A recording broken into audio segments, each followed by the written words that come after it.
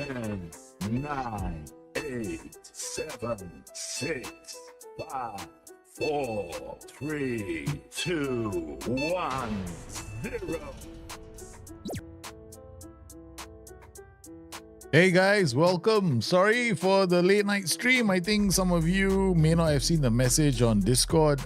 Essentially, I had to take my son to see his specialist today. Yeah, just one of those things. I know he's got ADHD, so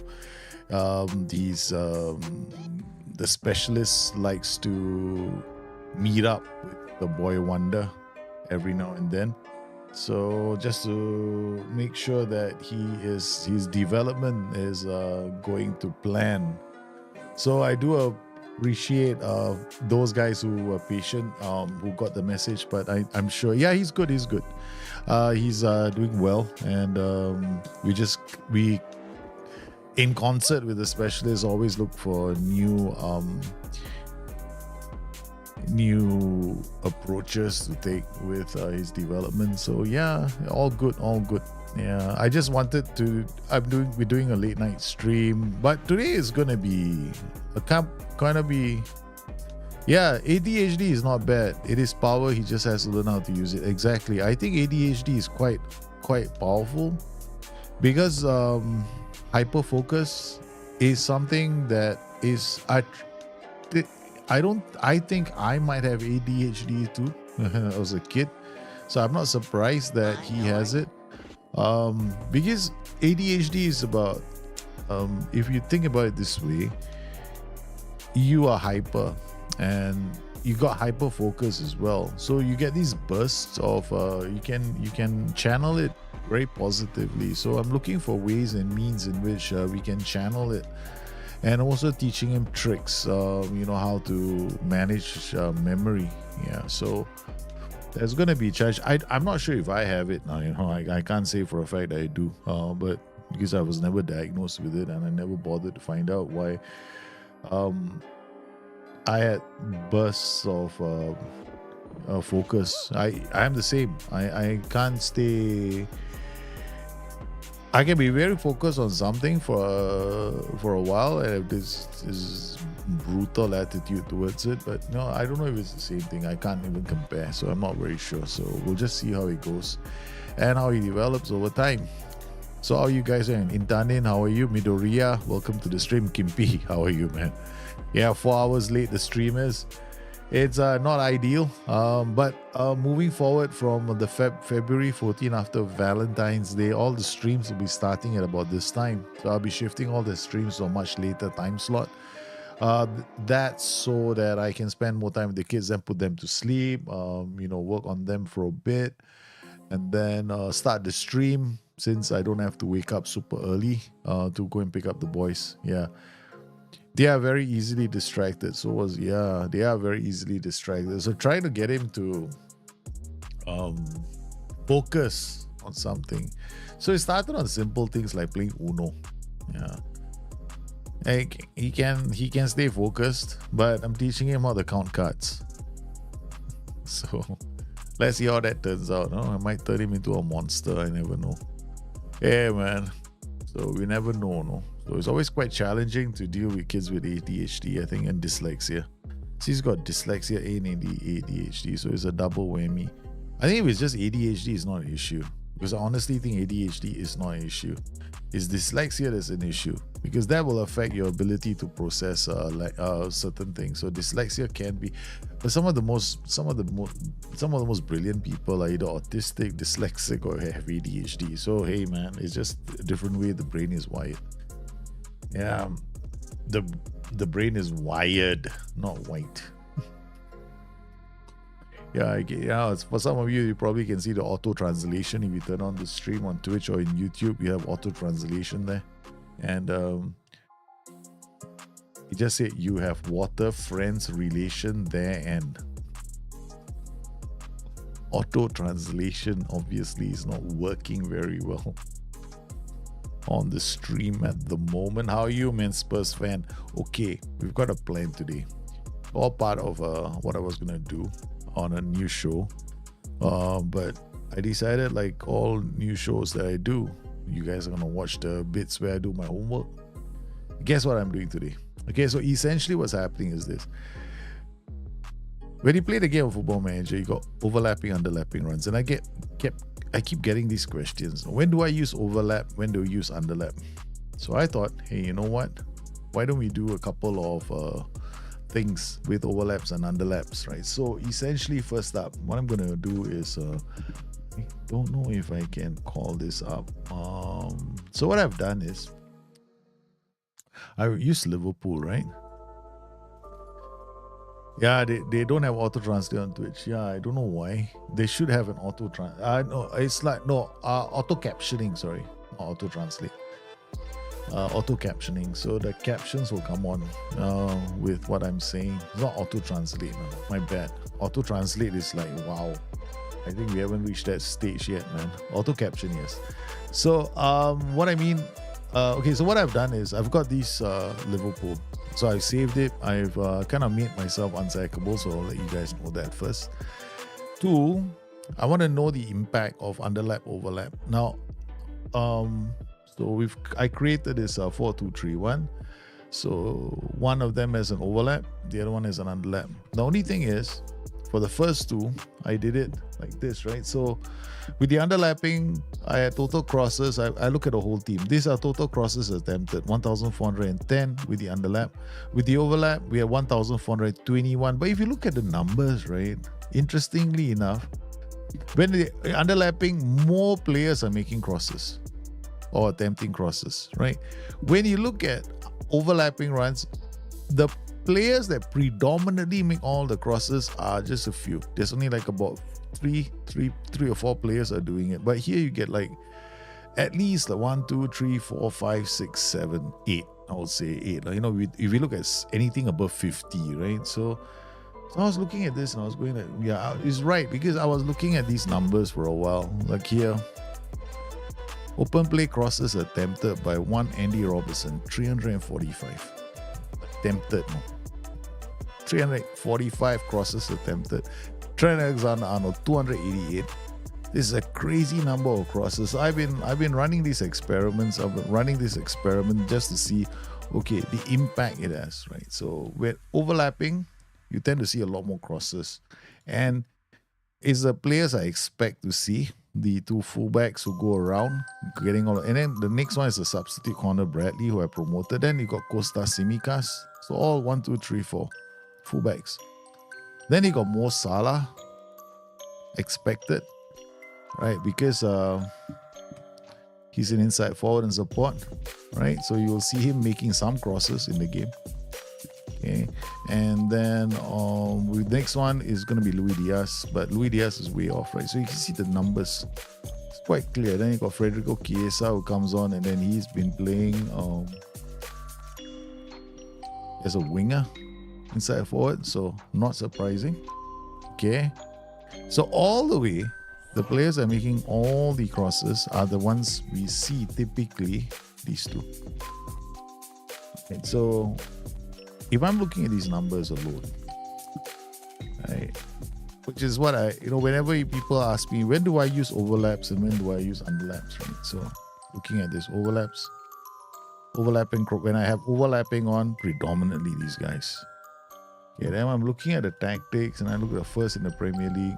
I did this on holiday mode. I didn't like run through it myself, the kind of thing. Yeah, I didn't play any of the games. I just want to see what the numbers will be looking like, because I want to do a video for this. There we go. Cross attempted, 351, 322. Highest number of crosses attempted by the fullbacks. Okay, then the next guys are Dominic Szoboszlai. Okay, that's it. These are crosses attempted. Now we have open play key passes. Open play key passes also count as a pass or a cross that leads to a shot. 1, 2, 3. True enough. Okay, so crosses that are attempted in a game, total in the season, that one we can put to one corner. They could easily include corners and stuff, but there's no way we can split this up. The data is what we have, what we can work with.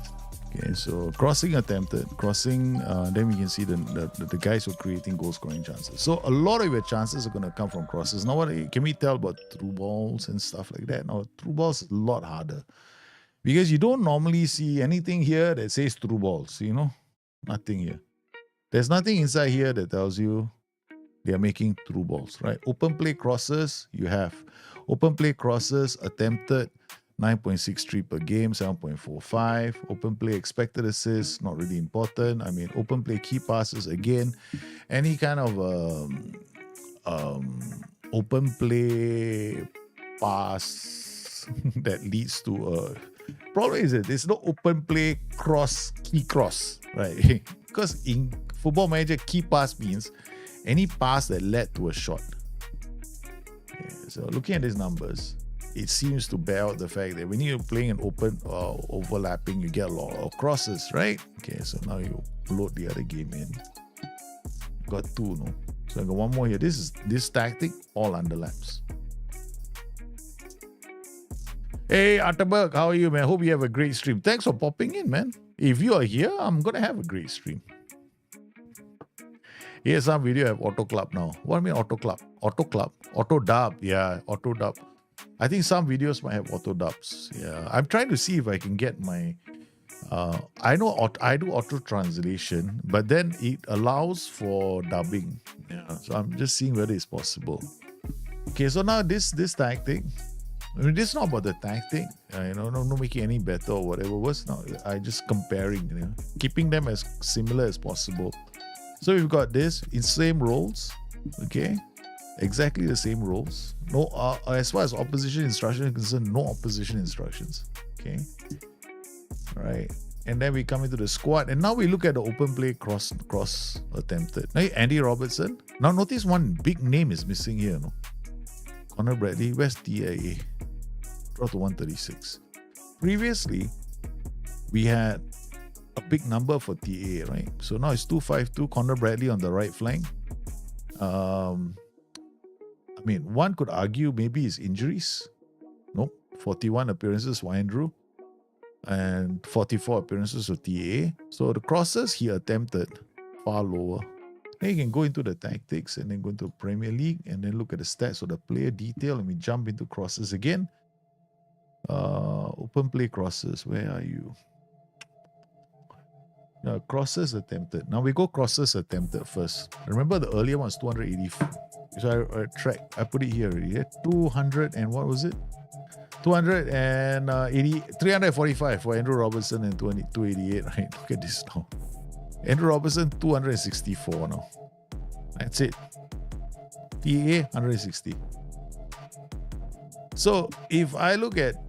So here, Andrew Robertson, previous one was 264. Now it is here is 264. And then TAA was... How much is he? 160.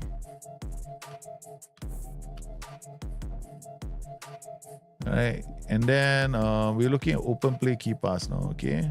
Open play KP. All right, so let's see. Open play key passes. Open play key passes. Where are you? I don't need it from here. Open play key passes, we can do it from here. Okay, open play key passes. Open play key passes. Wait, hold on. Huh? Here I got 60, 58, 33. Okay, sometimes you gotta really know where you got all the numbers from, so it makes it the same. Problem with Football Manager is you can get into a lot of trouble because sometimes the numbers don't seem to be the same.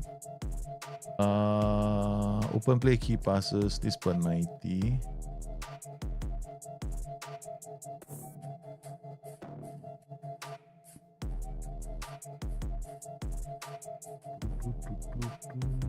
Where did I get that number from?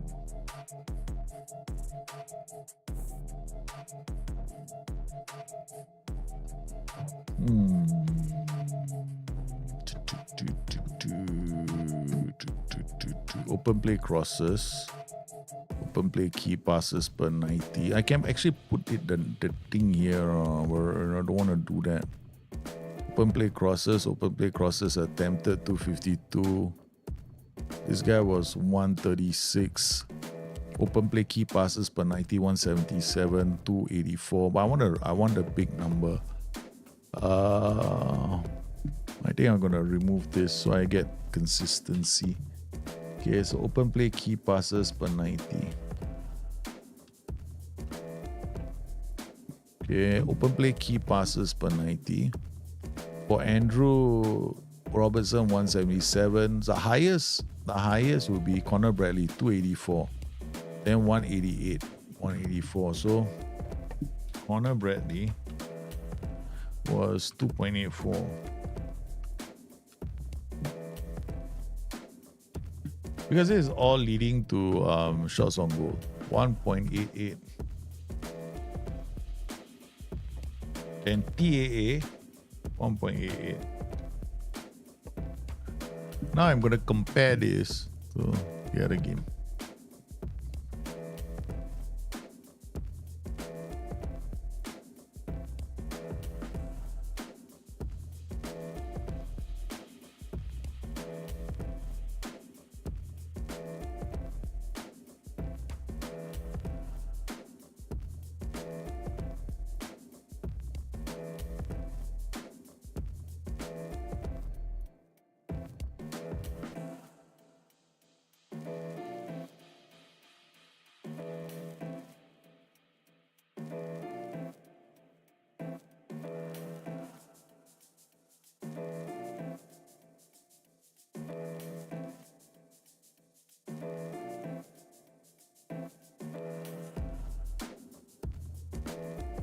Turn on the mic, you're muted.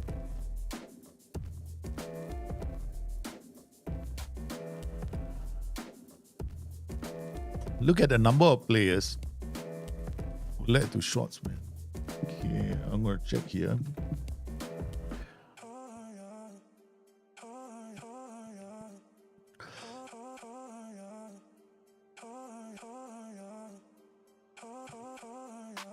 Player detail.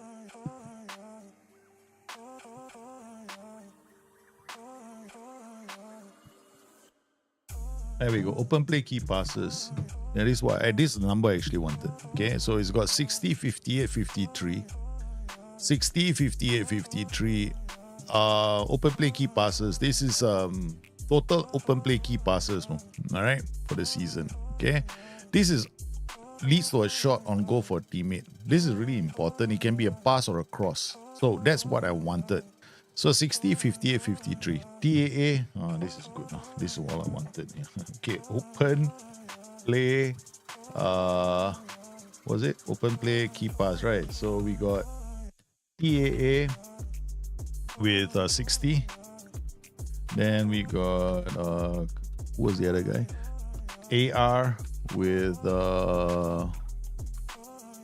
58. And then we got MS with was the number 53. Okay, 53. Now we go back to the other game.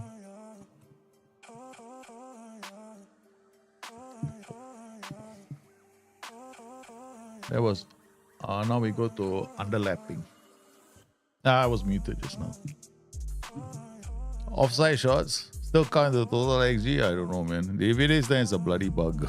Okay, it should be a bug. It shouldn't be counting. That's one of the reasons why when you're playing this game, right? We look at data, you gotta be damn careful. No? You gotta be super careful. Like sometimes I look at data and I go like, okay, this is a rough guide, and I can't attest to the accuracy because an offside shot, if that leads to counting towards XG, that means the total shot count is inaccurate. Yeah. Okay, open play key passes. Now we got TAA with 48 and Mo Salah with 46, Andrew Robertson with 44. Yeah. This is what we wanted. Open play key pass. Alright, so these numbers are very significant. See TA with 48.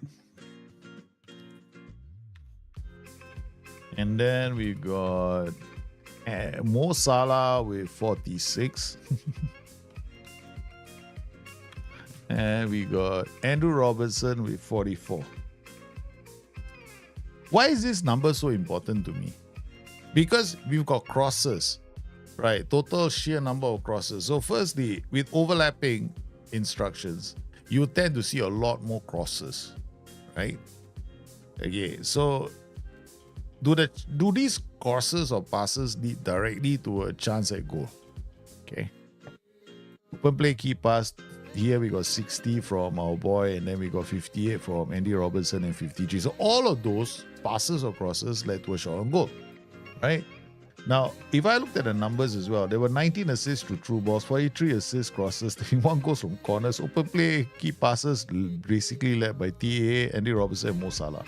So a general number I saw was more crosses were attempted with overlapping instructions, and fewer crosses are attempted, and you can see that even the numbers bear themselves out. Right. Okay, so I'm looking at Andy Robertson with 264 total and TA with 164. But over here we had Andrew Robertson with something like 300, man. Jeez. This is 264, 280, right? So here we had let me go at the crosses. Actually, the numbers were like mind-boggling at one point. I was like, what? Too many crosses? Yeah, but I was right because we did the 4-4-2. The other time I was doing the 4-4-2 tactic, right? So I showed the 4-4-2 tactic to you, right? I mean, underdog play 4-4-2, put target man in front, and we do like crazy number of crosses. So if you're looking at trying to create a tactic and you're trying to understand, if I wanted to create a tactic which was which favors me putting a ball on the head of a player, then I definitely have to use overlaps. 100% I'm going for the overlapping setup because then it becomes a tactic which is going to give me the best opportunity for me to leverage height in the area. So you can see here when we are using this tactic has got underlaps, right? So I prefer underlaps. I like to use underlaps. We're going to tweak some of the tactics to see whether we can get a better flow for the tactical system, right? So we got player detail. Again here now, crosses attempted. We've got Andy with 264. Okay. Yeah. TAA with goes on list 160. Okay, all right, so this is underlap, right? Okay, underlap, boom, confirm.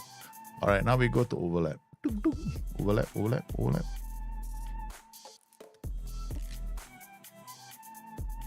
Why not choose both? Underlap, how can you can't choose underlap, overlap. Okay, so we come inside here, player detail, crosses attempted. I just hope I have a copy of this save. Okay, I don't know if I have another one. I may have to create one more. Where is the crosses? Again, I lost myself again. Open play key passes is here. Crosses attempted. Oh my God, look at that. 351, 322. It's without a shadow of a doubt. AR 351. And then TAA, crosses attempted 322. Okay, just that. It's clear, right? Okay, so now we're gonna. Now the other thing you can do is you go data hub, you come inside, go analyst report, and pop this in, and then you look for assists and see what your basic assists are like. So from here, I saw most of my assists were coming from crosses. We got 20 corners, 15 cross, 20 and 15 is enough, right? 35, and then through balls were 19. So quite. I mean, to me, it's quite balanced. Because I got a lot of my chances coming from crosses and I'm getting from through balls, right? Okay, so this is the underlapping tactic. Okay, now the overlapping tactic. Right, now we go to the overlapping tactic. Is it this overlapping or underlapping? I can't remember. Yeah, only problem is CCCs. CCCs. The reason why I don't use CCCs anymore, okay, is wrong. The number for CCC is not accurate. Yeah, I think some of us reported it's a bug a while ago. Yeah, so I don't use CCCs at all in my calculations. I know I use them in the Dr. Jit too, but it's not computed into my my chances. I always find I can't rely on a number if it's not accurate everywhere. Yeah. Okay, what was I doing here again? See, I wanted to talk about something. I wanted to check something. This is one of the reasons why I do these kind of things off stream, bro. Because I keep my train of thought. I wanted to check something. Crosses attempted 351, 322. Can't be this one. Oh, I know. I wanted to come inside here. Okay. Yeah, so 20, 15, 35, 19. Okay, correct. Wait, hold on. Wrong game. Okay. Check first tactics. What? Overlap. Okay. Load game. Underlap, no. So a lot of crosses, right? It's like even the chances, only 19 through balls in this tactic. 19 through balls we had. Okay, so come back in data hub. Okay. How many through balls in this one? 14 through balls. Fewer corners, man. A lot more crosses. 22 crosses attempted. So 22 crosses led to assists. The other 19 crosses, 15 crosses led to assists. So in terms of the actual assists, in the other tactic, I had more corners.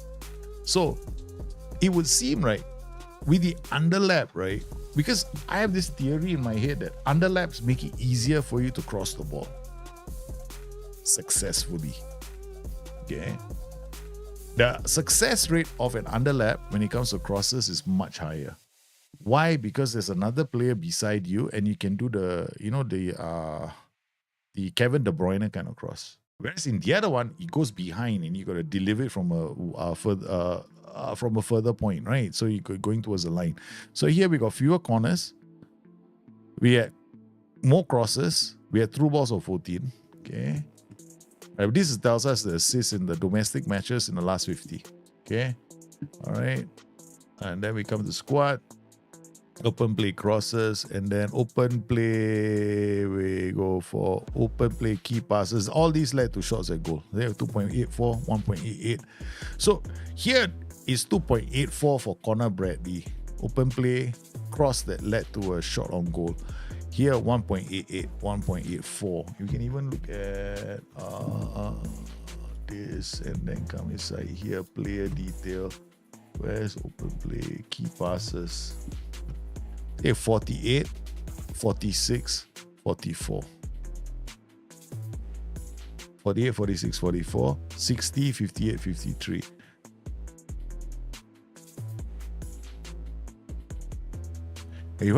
If I knocked out all these goals from corners, these numbers would drop a lot. These numbers would drop a lot. Okay, now we're gonna do one more. Okay, load game. Okay. Oh no, I gotta create a new one. Okay. Got both of these finished already, so we gotta create a new one. Quit to start screen. Yeah, again, yeah, football man. Correct. It really matters to me as well when I'm creating a tactic to see how many CCCs, right? Yeah, same with me. I only use it just to tell me, the CCCs have got a lot. Other than that, I won't use it for anything else. Yeah, I'd never use it for example, I do use it to see whether or not a joker gets into, even then also. I mean, thinking of how I use it, I only use it for a general assessment of a tactic. That's about it. Okay, we got England, right? Only England. We should only have England. I only want to put England in. I don't want to put anything else. Okay. All right. That's it. Okay, we can start game. Very simple, guys. Okay, we got to use the same tactic again. I hope I can remember what tactic that was. That was the Bayer Leverkusen 4-2-3-1.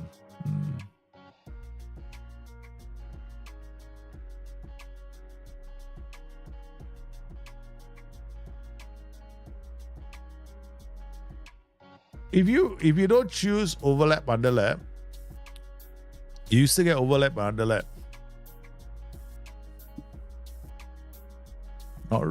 You do, yeah, but you probably won't see more underlaps. You might see more overlaps by nature, because it'll depend on the tactic that you set up and how you set it up. Okay, but I'm going to tweak this tactic, because I think this tactic needs to be tweaked slightly to make it fair. a fair reflection. Because the tactic is fairly strong. I call it base. Okay. And we're gonna go into the development center and promote some guys first. Okay. Under 21 squad. Bendo, Connor Bradley squad move to senior. Where's the Gerald Kwanzaa squad move to senior? Tyler Morton squad move to senior. Okay, that should be enough. All right, we've done that. Now we come inside here. We come inside here. Become unsackable. Then we go in here. Accept. And then create tactic. Load tactic. E tactics. Where is it now? Is it Bayer 4231? Bayer 4231. Where are you? Okay, that's it. I think it was this one. Wasn't this one? Load. Bayer. Must be this one then. Yeah. All right, so it's this tactic. But what we're gonna do is we're gonna remove this, and we're gonna remove this. We're gonna remove this. We're gonna remove this, and this. You know why? Because I'm using pure underlap, right? But I'm also shoving them into the center like they are false fullbacks, so that could affect the numbers. Yeah, that's the thing I forgot. Yeah, so save, and then we do this as a BYT. I just leave it here, test. Okay, all right, done. We don't do any opposition instructions. We leave everything as is. Yep, I guess so. DM, APs roaming, moving to channels. It's a very simple setup. Okay, so we save this as a base game. Yep. Okay, done. All right. Then what we do is have a holiday. Use current match tactics. Choose. Wait, hold on. Squad. Skip. Registration. Auto confirm. Okay.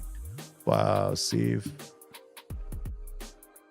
Bang. Go. Go on holiday. Boom.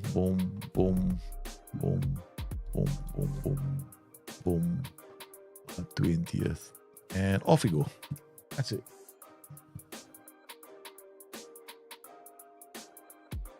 You know what? Okay, let's see. I think CCCs from an offside shot is counted too. I know one thing about these funky data in the game, right? I think sometimes it's been. I have a problem with CCCs. I've always had a problem with CCCs in Football Manager. Yeah, for the longest time, I always believed that the numbers were a bit off. Yeah, but it's really hard because you gotta like really track them in games, and you've gotta like raise it. I think people have raised it. Yeah, full season, 100%. You cannot. I am not simulating it for part of a season. Yeah, it's a complete season. Yeah. That's why I put myself unsackable. So if I want to get numbers and simulate and check numbers, I have to do it for an entire season. Yeah. I mean, it'll be fine. The tactic, 4-2-3-1, the base 4-2-3-1 tactic, if you just set it up without counter, I think, yeah, you definitely, you had the right players in your team, you shouldn't have a problem. Yeah. The 4-2-3-1 is so strong. You don't even have to... If you have the right players where half the time you don't have to play. I didn't even set up set pieces, man. I just let it go. I'm not even bothering set pieces this time. Because I'm worried, right? I am worried. You know what I'm worried about? If I put in my set pieces, whether it unduly affected the numbers. So I haven't even bothered with set pieces. So I let the set pieces, whatever the S-Man wants to do, he does. Because if I put in my set pieces, and you got to admit, my set pieces are very strong, right? They are very, very strong. If I have an overlapping tactic, my set pieces are gonna be skewing the experiment sideways. So we're not gonna use my set pieces because 21 goals came from corners. That's quite a big number, no? Yeah. If you think about the total number of games you play in a season, it's just 38, and you scored 21 goals from corners. That's a lot of goals from corners, man. Yeah, set pieces definitely going to drive the crossing numbers even higher. So I removed my first two had set pieces from me. So I removed the set pieces completely so I don't get involved in set pieces. So now that would make it a bit more of a fairer translation without... because if you want to see whether your tactic is any good, there are two schools of thought. Okay, if I wanted to make a tactic which is overlapping, uses overlaps, right? Then I better make sure I got good set pieces because I'm going to get a lot of corners, right? So if your set pieces have been set up and you playing an overlapping tactic, you're going to see a lot of corners and you're going to take advantage of them. You don't even need to play for set pieces. You're just going to get lots of set pieces from corners. There's no denying that in my mind anymore. And I've proven it with the 4-4-2. We did the experiment. We did it as a live stream and you guys saw it with your own eyes. And I just ran one and I had 21 goals from a tactic which was overlapping again. So yeah, that's it. We're not doing set pieces now. We're going to let we're just going to let the S-man decide what he wants to do, man. Otherwise, it's just going to skew. How do you know if your tactic is any good, right? So we know that our tactic is only going to get better with set pieces on. That's it. If 21 goals going to come from your set pieces, that's it, man. You're going to win the title hands down. Yeah, it's that easy. Speaking of things that are that easy, right, guys, let's talk about something else. While this thing is running in the background. Okay. All right. Okay. Question. Okay. Do you think that... I think that SI will have to come out of hiding soon. Because some of the major publications, some of the major gaming publications and magazines are already talking about SI, about the delay of the game. So I think they will come out soon and say something. I think one of the reasons why the game has been delayed, I'm a content creator, of course, so for some content creators, I think it's a huge deal if the new game doesn't come out, because they also get 10% off if you buy using my code kind of thing, right? I don't have it. I used to, but then they started making it very Southeast Asia became very protective about football fanatics. So my fanatic or whatever, fanatical, I can't use it anymore. I was open to the UK. So I don't use that, but there are some out there that they make quite a bit of pocket change when the new game comes out.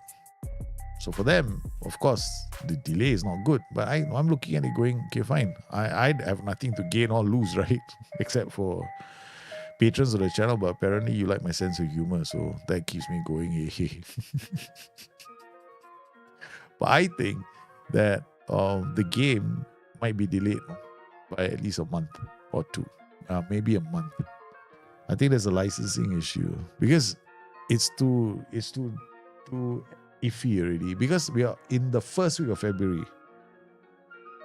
By my reckoning, I would have had some clue by now, but none of the elite testers have heard anything. Yeah, so I suspect there's something about licensing that have got SI in a binder, so to speak. So just wait and see what happens. I'm actually looking forward to the game because I'm very certain the game is ready to go. Okay, the rumors that somebody deleted the match engine code it's just a joke now, But I think the game is ready to go. Yeah, they just have to iron out certain legal things that are probably crept up at the last minute, considering the fact that they were delayed. Yeah. I like overlaps if I have a really good crosser as a fullback and I observe that overlaps are more efficient in lower leagues or not elite. Yeah, I think overlaps are a great way. For me, right, if I was to set up a tactic for an underdog side, I will definitely go towards overlaps. In fact, if you want to autopilot the game and just win without thinking too much, go for overlaps. Because firstly, you're going to get a lot more set pieces. So your set pieces are going to come in. If you're the sort of person that signs players left, right, and center who are tall, dark, and handsome and can jump as well with hitting, you're bound to score a lot of goals from corners. Okay? So yeah, I would recommend. If you want more complicated movement patterns that don't necessarily give you a lot of corners, then I would say go for underlaps. But underlaps make it harder. No, the game is not easier with underlaps. It's actually harder. Because you got to think about things like congestion inside the area. You got to think about, how do I do a deep diagonal? Because with underlaps, you can do a deep diagonal, then you're thinking about the guy attacking the far post. Whereas with overlaps, you're just going to the byline, dropping one. Right? You can do you can even do low crosses quite easily with overlaps. So this is the reason why I will always recommend overlaps to most people. I will say go for the overlap if you have doubts. But if you take the underlap, then be prepared for the fact that you might get less in terms of crosses. You won't get as many cross attempts as you would with an overlapping tactic. I think the game will come out in March, like they said. Think people just need to settle. I agree, man, Phil. I think people just should chill. Yeah, chill. Chill, man. Enjoy the moment. Play another game. One recommendation for all of you: Black Myth Wukong. That's it. Play it until you get so frustrated. I guarantee you'll be angry as hell when you're playing Black Myth Wukong. If you have never played an action game before, you will be angry. Sega will be mad, but I guess SI really wants some semblance of quality. Yeah, it'll give SI the break that they need, right? I mean, I got better things to worry about, in my old age, than to worry about a game that's, why is SI not giving me the game? Dude, seriously, I can keep playing FM24. I like the game. I like the engine, so I'm fine. Yeah, so the graphics don't look like still. Yeah, but have you seen the graphics that are coming off FM25? I'm thinking to myself, man, the UI is so simplistic. It makes me feel like I'm playing on a console. I don't mind hanging on to 24 just a bit longer, okay? Hey, Faramir! How are you, man? I tend to agree with your take on things. Yes, we are all wise old people, right? I have a 3-star central defender who's wanted by every large club in the world in part-time duty with my Chateauroux. He has 15 goals, as many as most of my key forwards. Is he? Correct. Overlapping. Have fun with overlaps. I would recommend, guys, you set a tactic, okay? Do the overlap first, right? Think of the overlap. I mean, in 2 tactics I know right now are brilliant overlaps. In fact, 3. There's the 4-2-3-1, there's the 4-2-3-1, the 4-4-2, and the 4-1-4-1, and the 4-4-1-1. Okay, all these tactics are brilliant with the overlap and the underlap. The only tactic I've always found a bit wonky is the 4-3-3, because the 4-3-3 will have one CM attacking, right? So you always have to think about, okay, this guy is going attacking that pocket. How do I protect that side of the pitch? That's all. Yeah. The FM25 is there. I think they will release on March without delay. Okay. All right. Optimistic people here. I think that, look, they come out in April, so fine. But here's a problem for SI is going to be the turnaround time for between 25 and 26. Because if they get 25 out, let's assume they get it out in March, right? Okay. They're going to have April and May, assuming there are some bugs in the game, which there might be, and they have to fix those bugs, match engine bugs, whatever. But while they're doing that, they got to get in the data for FM26. So FM26 data is coming in. And they're going to have to get that into the game quickly. Oh, I told you. Done. Okay, so we are back in. Let's go and see the numbers, baby. Okay, so this tactic, what was it like? This tactic had underlap, right? So Liverpool finished second in the Premier League again. Okay. Let's look at the data hub. Go skip. Team analyst report again. Assists. We had fewer corners, crosses 16, through balls 15. I kind of expected this. Quite a high number of through balls. So I read a lot of things. A lot of assists are just coming in from outside the penalty area, right? Let's look at the squad, and we can come in from here. Open play crosses attempt. Andy Robertson 2-1, 183, 157, 43. Okay, I'm gonna save this again. This is gonna be, what's this called? Liverpool underlapping 2. Okay. Right, so we got open play cross attempts at 2-1. So the first time around we had something at there. Underlapping, now we got 2-1.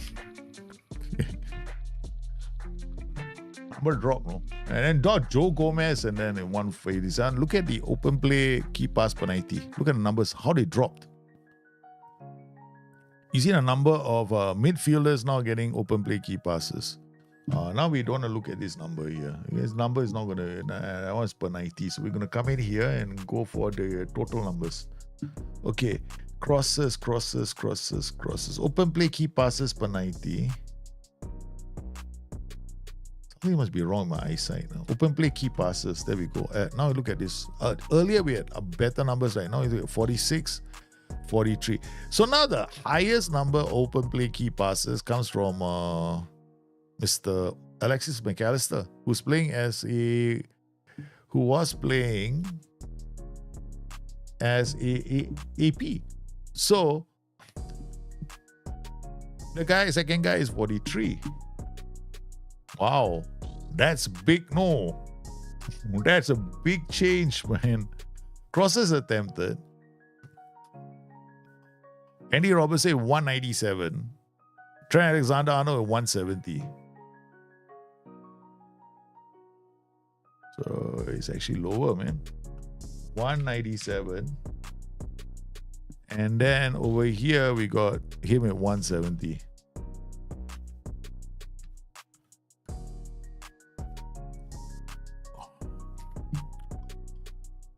So he got fewer crosses, right? So I was not wrong.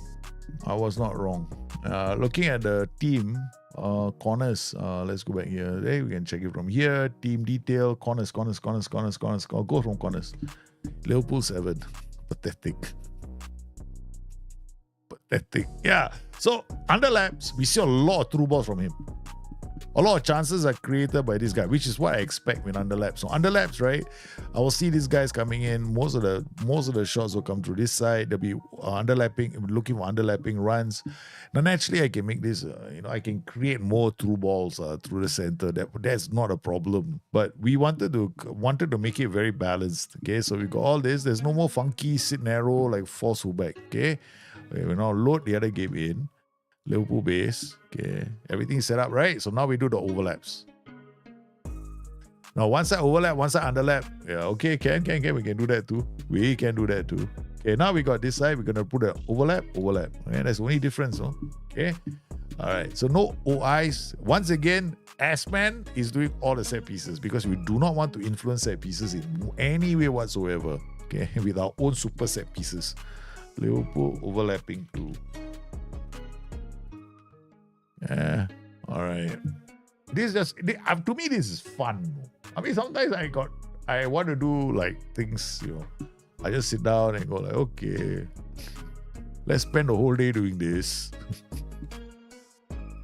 I know because like sometimes you want to check on the match engine. Wait, let me check first. I want to make sure that we got everything saved. I don't know, redo everything all over again.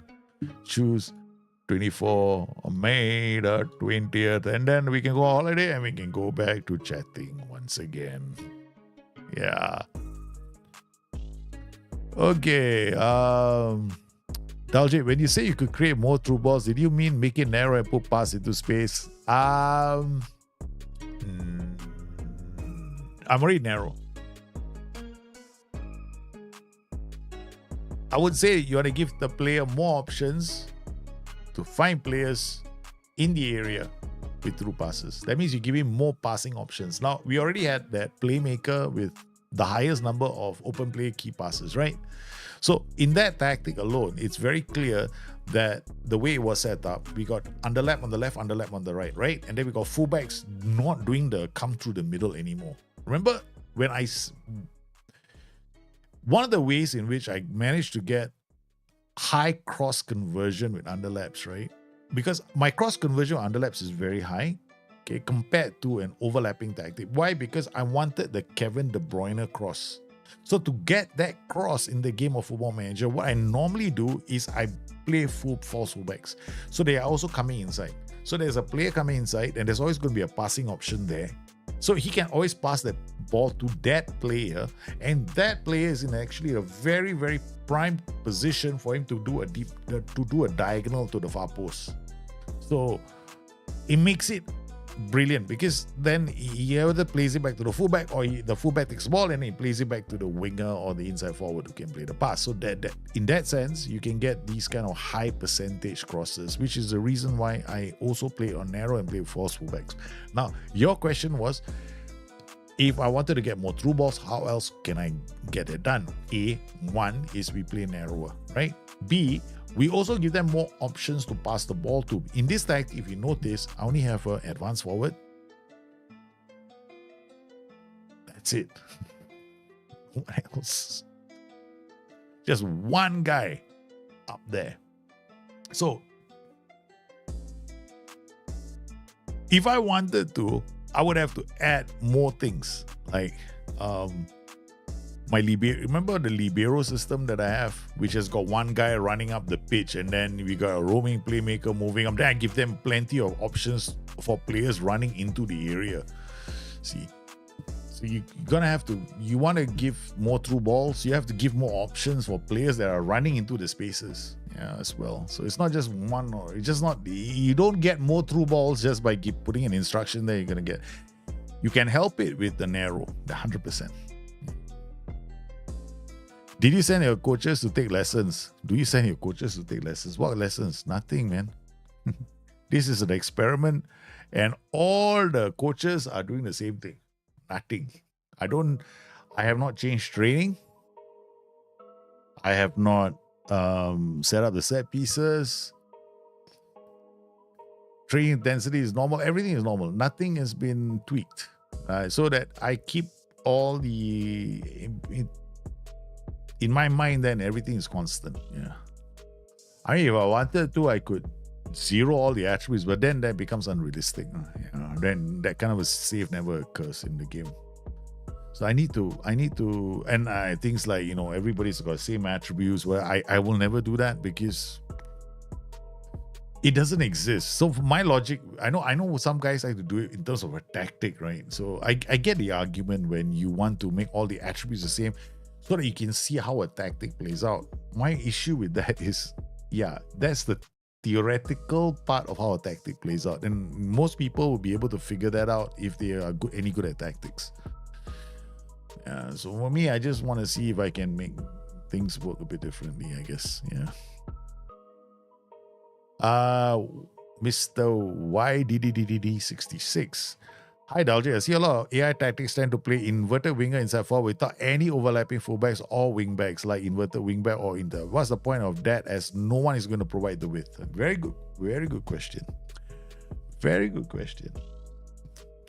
Yeah, your inverted winger and your inside forward are the ones providing the width in that sense. Because if in that kind of a tactical system, which I've also played numerous times, what will happen is you could easily have an underlap or overlap instruction to push those inverted fullbacks high up the pitch and the inverted wingback high up the pitch.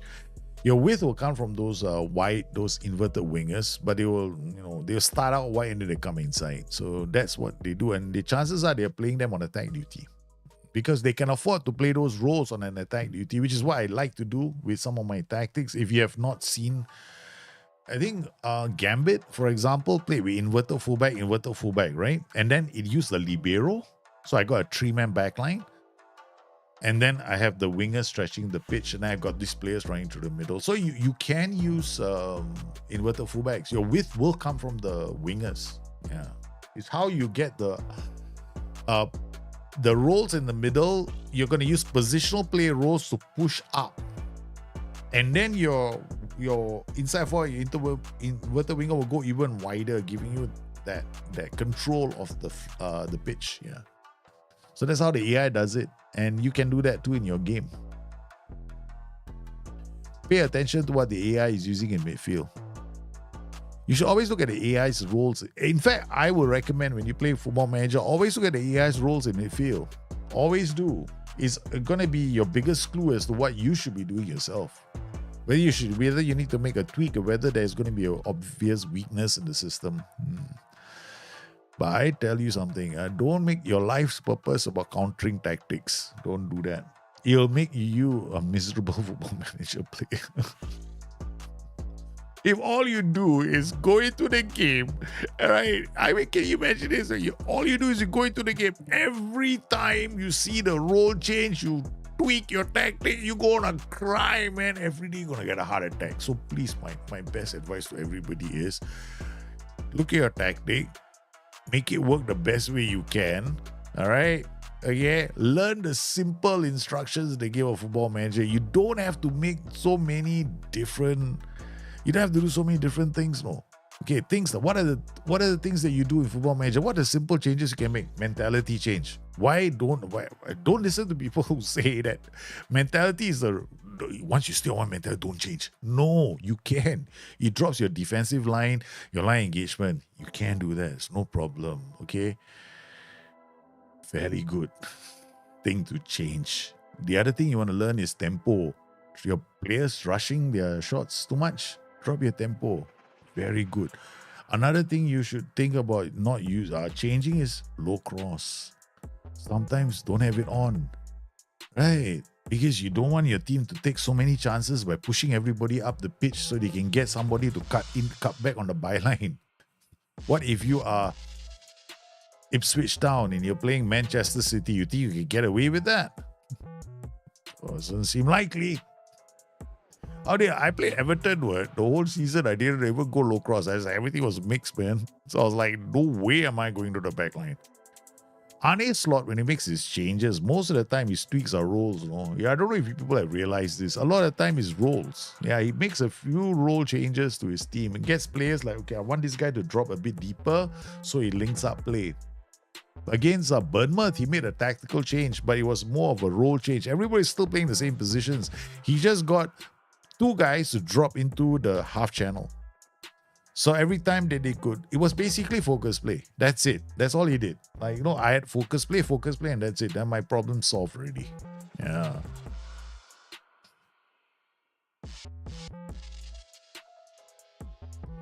I tell you, Marcus, I know the AI is using two Mazalas to push the inside fire. I remember once when I played against somebody in network play. Or was it network or one of those streamer live matches, right? We played. And this guy came in with a tactic which had two Mazalas. I started smiling to myself because I was telling myself, he's dead. All I did was I changed one of my roles and he was gone. It was gone. Because all I did was overpower him to the middle because he has Mazalas in the half space. I'm like, dude, you got nobody in the center now. Because every time you have the ball, you're in trouble. So I counter press and my tempo is high and I just rammed him through the center. The guy lost, I consider something like 4 or 5 goals inside about 10 minutes in the first half and game set match, man. He hadn't lost a single game up to that point. Yeah. So when you see the AI using two Mazalas, man, you better get ready to rip it through the middle because he's asking for trouble. So when it comes to football manager, right, it's understanding all these roles and duties and what they're doing, and you'll be fine. Yeah. You don't have to make major changes to your tactic. Sometimes sometimes you see me streaming, right? I play poacher and I change the advance forward. Why? Why do I make such a simple role change? Poacher, others are going to get involved to score the goal. I can dilly-dally, the poacher's going to pass by, he's going to bring others into the area. Sometimes I'm playing a really strong team. I don't want that to happen. I don't want to take the chance that I lose the ball in that dangerous area where I might be countered, so I can play advance forward. Sometimes I want my transitions to be really fast up the pitch. If I'm playing a team like Everton, then I'll go target forward, advance forward. Sometimes I go like, we're gonna beat this team. So poacher, target forward. Different, no. I play very differently. Just role changes me. It's hey, Coinbird. I think got the can you guys can pop in using the link, right? There's a channel points link. Just use that if you got that. What kind of wait, hold on.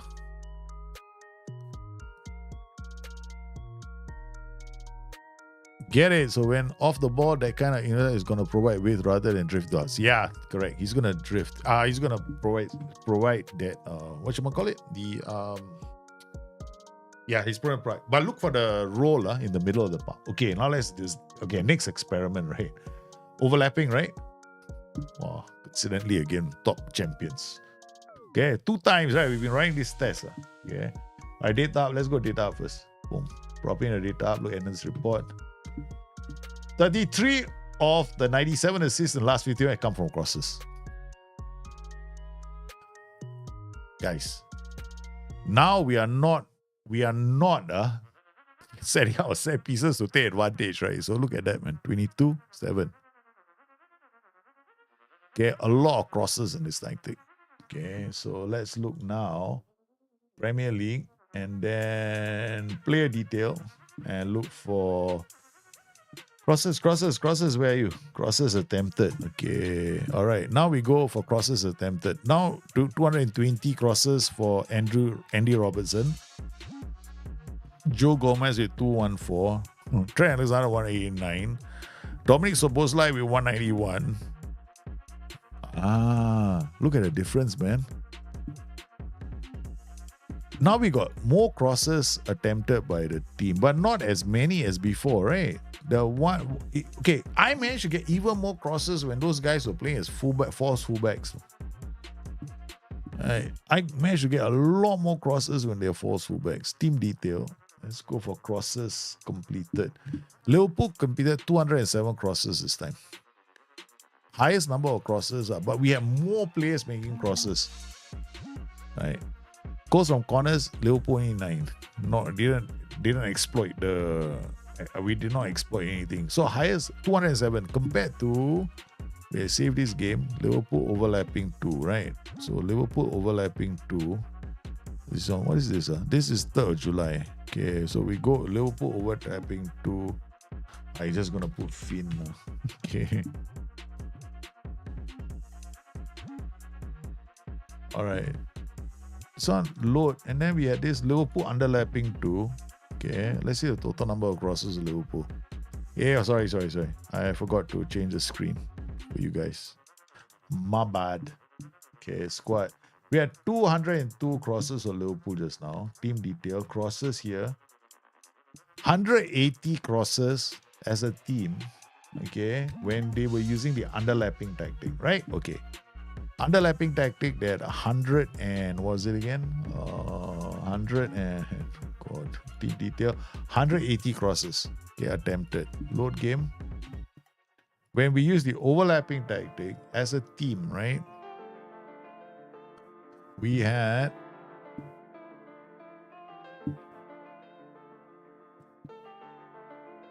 207. Big difference between the two. Okay. Big difference between the two. And then player detail. Crosses attempted. Here again, Andy Robertson drops to 220. In this one, we had like Andy Robertson here, overlapping, highest number, no. This one now 220. Oh, look at the drop, man. When we played him with a false fullback, he had a lot more crosses in this. He played a lot more crosses. Now 189 for TAA. Joe Gomez 214. Now why would that be? There must be something going on here. Appearances. Let's go open play crosses. There we go. Open play crosses. Joe Gomez 290.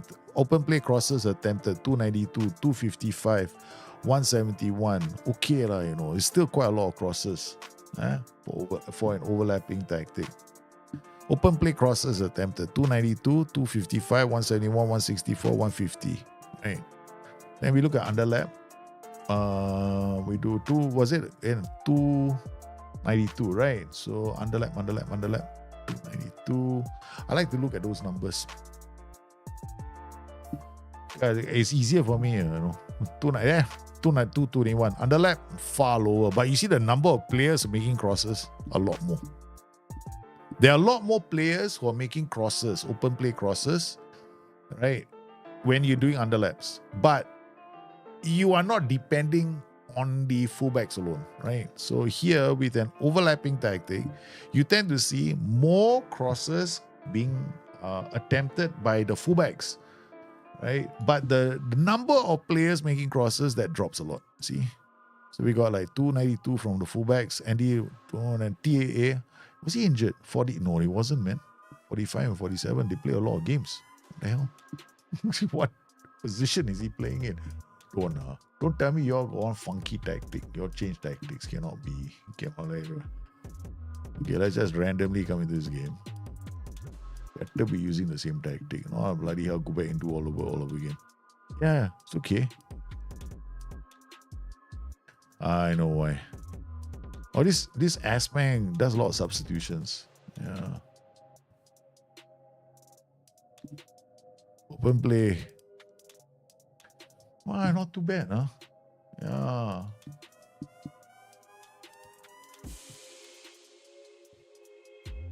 You are heavy on crosses.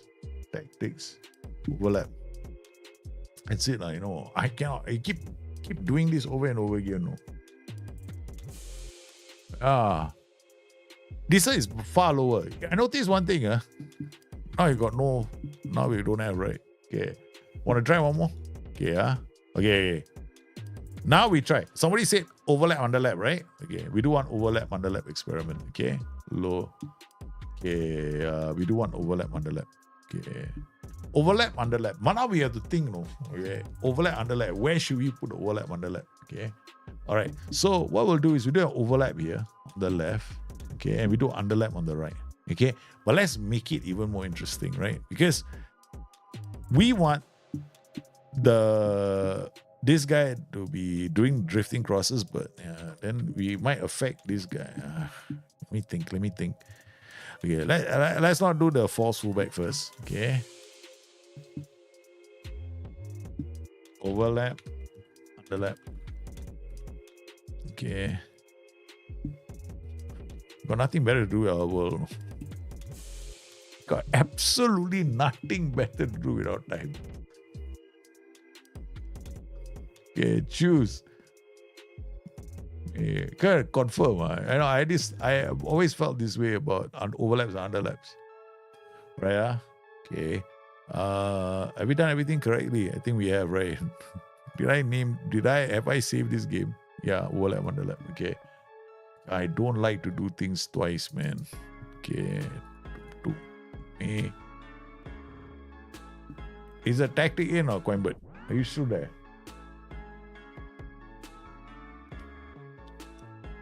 Quite fun. This is quite fun. Man, I took my son today. So can you imagine all the... I didn't know doctors when they do ADHD. It feels like the kids are having a test. When the doctor does the assessment for whether how your child's development is coming along, it felt like a test, man. I pitied my son. So he had all these words, like my son had to read through. He gave him a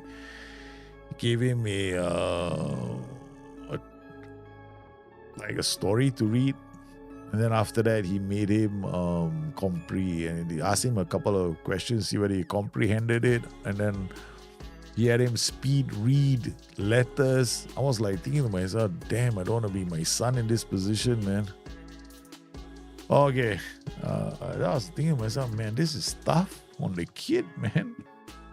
So I was like, damn it. I think people are looking at it as like early intervention. My wife wanted to do it because she was worried. I kudos to her for spotting it. Yeah. She did spot it first. I had a suspicion that he had issues because he was still doing baby talk when he was going to kindy. I was already quite concerned. I was telling my wife, no, seriously, I know you guys think it's adorable, but seriously, language kind of important, that they have to articulate what they want when they're like 5 years old. Because I don't think his friends in school are going to decipher his baby talk. Did he get an ice cream after the test? Dude, it was 8. I'm not giving my kids ice cream at 8 o'clock at night. Already got enough trouble putting them to sleep. Comes home. First thing they did when they came home, Daddy want to play Uno. I'm like, okay. That's why the stream started a bit late. Both the kids came in, both of them came up to me and like, Daddy want to play Uno. I was like, okay, let's do it. And there I am holding +4, +4, +4, thinking about that my 6-year-old kid is gonna get this, is it? Oh yeah, I just keep it to myself. So I'm like, I'm not gonna be mean. Then he's like, Daddy, I haven't won the whole night. Daddy, I have not won the whole night. I'm like, okay. Keep. I shall not be punished tonight. But they're gonna get something. Tonight I have to sleep. I promise I have to sleep early because I'm gonna give my son. Okay, there is this, I don't know if you guys are familiar, no? I don't know. It's like a pancake, Indian pancake. Okay, it's called roti prata in some countries, roti canai in other countries. So I don't get the doctor. You know, the doctor he likes to do this. He likes to do this. They do the weight, right, for kids. So he was doing this weight for the kids, and he looked at me, and he looked at my son. He says, "Your son hasn't put on enough weight." And I'm looking at him. Do you know how skinny I was when I was in school, and they kept feeding me this supplements in school, making me drink, and I made a lot of money from the supplements because a lot of the kids in school were skinny. And so they make us drink this milk. It's supposed to be, make you fatter or something like that. And I kept standing at the queue and going like, who wants me to drink? Well, I love milk, right? So I'm just drinking. I go, dude, you want me to drink your milk? Yeah, 50 cents. 50 cents I'll drink. So I kept making money from all the kids because all the kids will come to indulge it. Will you drink the milk? Yeah. How much you got? 50 cents. I'll take it. Finish. Okay, you? I only got 20 cents. I'll take it as well. Man, I was loaded, man, in school. So I looked at my teacher, I looked at the doctor, and I was thinking, my son, he's doing the same thing at home. He's like drinking milk for fun. I'm like, why can't they see this as bean poles when you're a kid? Quite normal. But doctors seem to get really worried about it. I'm like, dude, seriously, my family, we're all bean poles, man. Like chopsticks. People think we are, but I eat like a horse. I'm like, dude, give it to me. I'm like, my son loves pizza. He can't stop eating pizza. It's like, just like, it's roti. I'm Jamaican. I know about roti, Caribbean. Yeah, it's like, hey, Caribbean. You're Jamaican. I didn't know, man. Mali. Of course, should have guessed from the handle. Man, I love Jamaican accents. Yeah.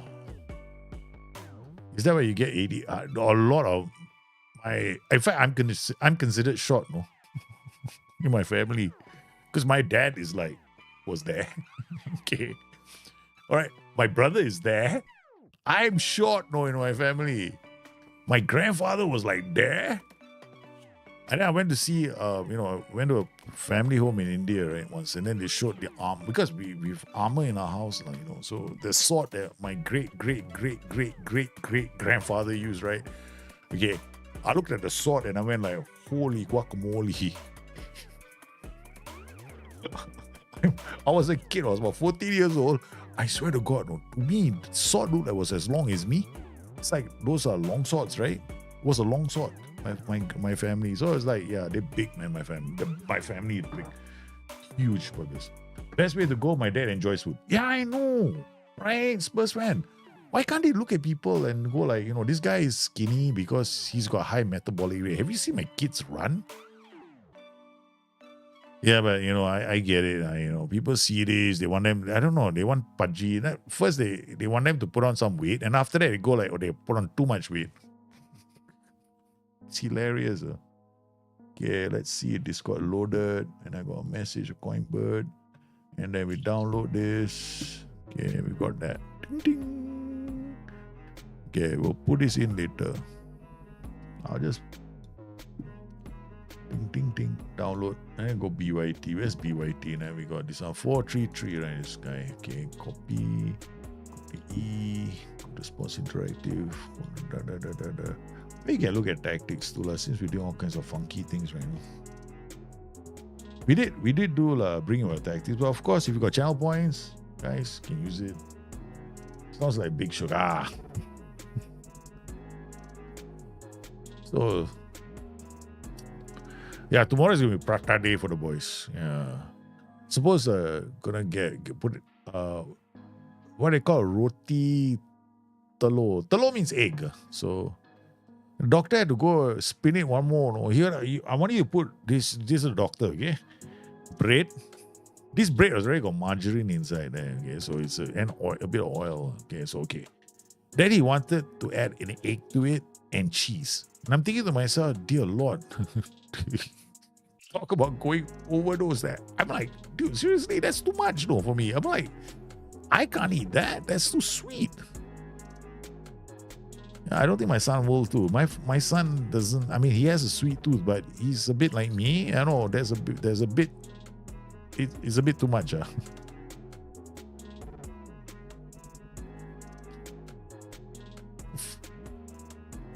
Forgot to tell you, Faramir.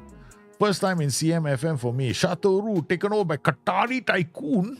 Never had a tycoon take over before this in all my years of playing. Okay, you're not the only one. No. I have been playing all these years of Football Manager. I've had a takeover by English consortium. I've had a takeover by a Hong Kong consortium. Right, okay. I've had this. There was a Chinese consortium. I've had it before. I've had it by English. English is very common. Yeah, okay. But I've never had a Middle Eastern takeover. Like Qatari and all that. No. But Telur rocks, but it's too cheesy. What the doctor? Yeah, I know. It's too cheesy. What the doctor has ordered is like, I'm not going for that, man. The moment he mentioned add cheese, I was like, what else you want me to add in there? Chocolate? Like, you go to Indonesia, right? Their pancakes, right? They've got margarine, chocolate, peanut butter. And then they serve it with a drink that's pure sugar. When you cut up the pancake, right, you can see the layers of fat inside there. It's like 4 layers. Or you look at chocolate, margarine, chocolate. I'm like, and my friend said, this is a fantastic dessert. They brought me over for a midnight snack and they showed me the thing. I was like, dude, seriously, I can't do this, man. If I eat this, I'm dead. Might get a heart attack. Yeah. Got a nutrition tech. There is that is Mali. I'm not joking. Indonesia. They've got this, they call it like murtabak, right? But it's murtabak. Basically, it's like roti prata. Okay. But it's got fillings inside there. So normally what they do, the Indians, but our filling is potatoes. Like something simple, like potatoes. Okay. Sounds even healthy. Okay.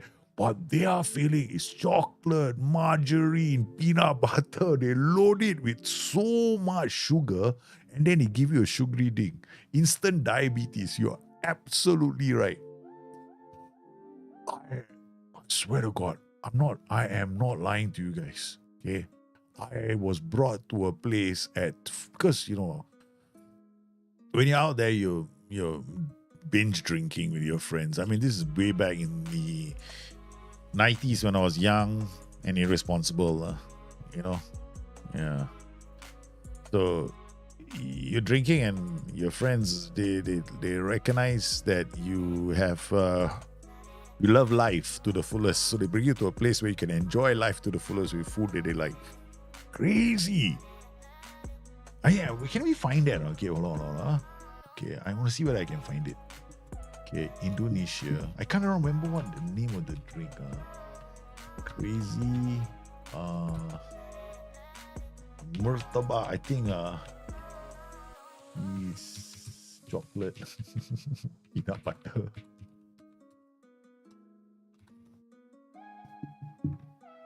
Murtabak manis.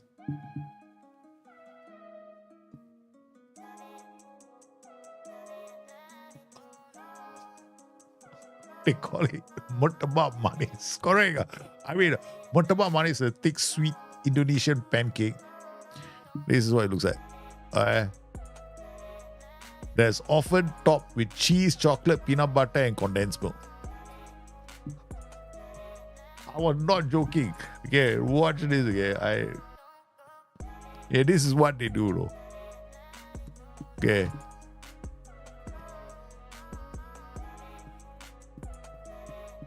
This thing has got cheese, peanut butter, chocolate, okay, condensed milk. Raymond, we don't know. You're 44 years old. You're just like one of the guys who made me, they will bring me, they used to bring me to this place. They say, come, let's eat murtabak manis. I'm like, what in the world? Then the first time I saw it, right, I was scared, no.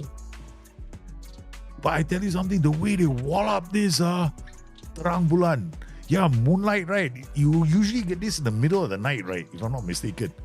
In the middle of the night, you go to some of these corner places. It's actually a big deal over there. And then this drink, it's a bottle, no?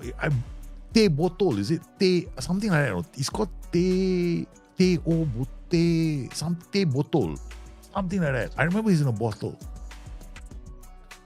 and it is yummy. It is very nice. I took a bite, of course, you have to eat. People bring you in the middle of the night, introduce you to food, you don't eat, you don't show them you eat. You know how you look. I went to China once to do a job, and I was going from stadium to stadium, and then this Chinese security guard stopped me. So we have to give them things so that they make it easier for us. So I made ESPN pins and I gave it to him.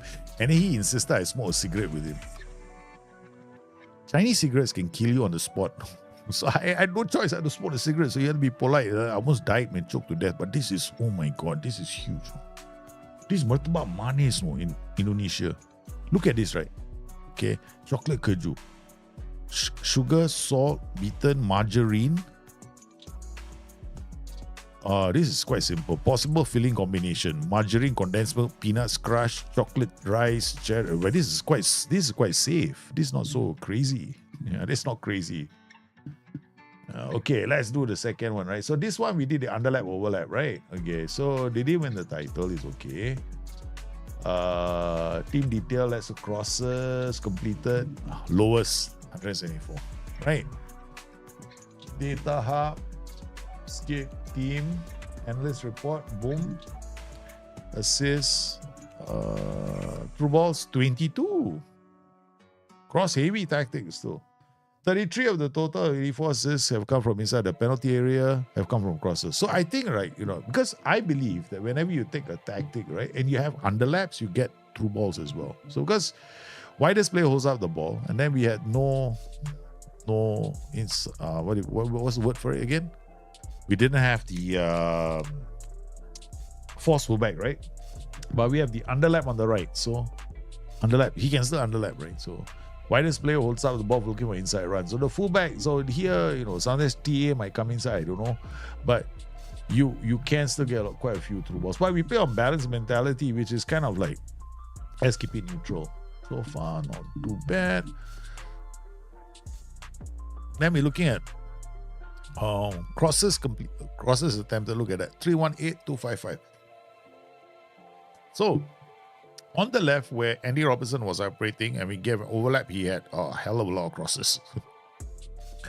Open play key pass 1.47, which is quite high. But Connor Bradley created.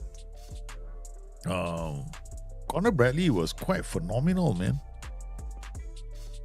2.02 open play key passes. That means he had 2 passes, 2 shots, 2 crosses that led to shots on goal. Right. So we got open play key pass per 90. Dominic Soboslai, Connor Bradley, Mo Salah. Then leaving on a free transfer. Where is he going? Joining Barcelona. Holy cow. The man is leaving Barcelona. Not bad.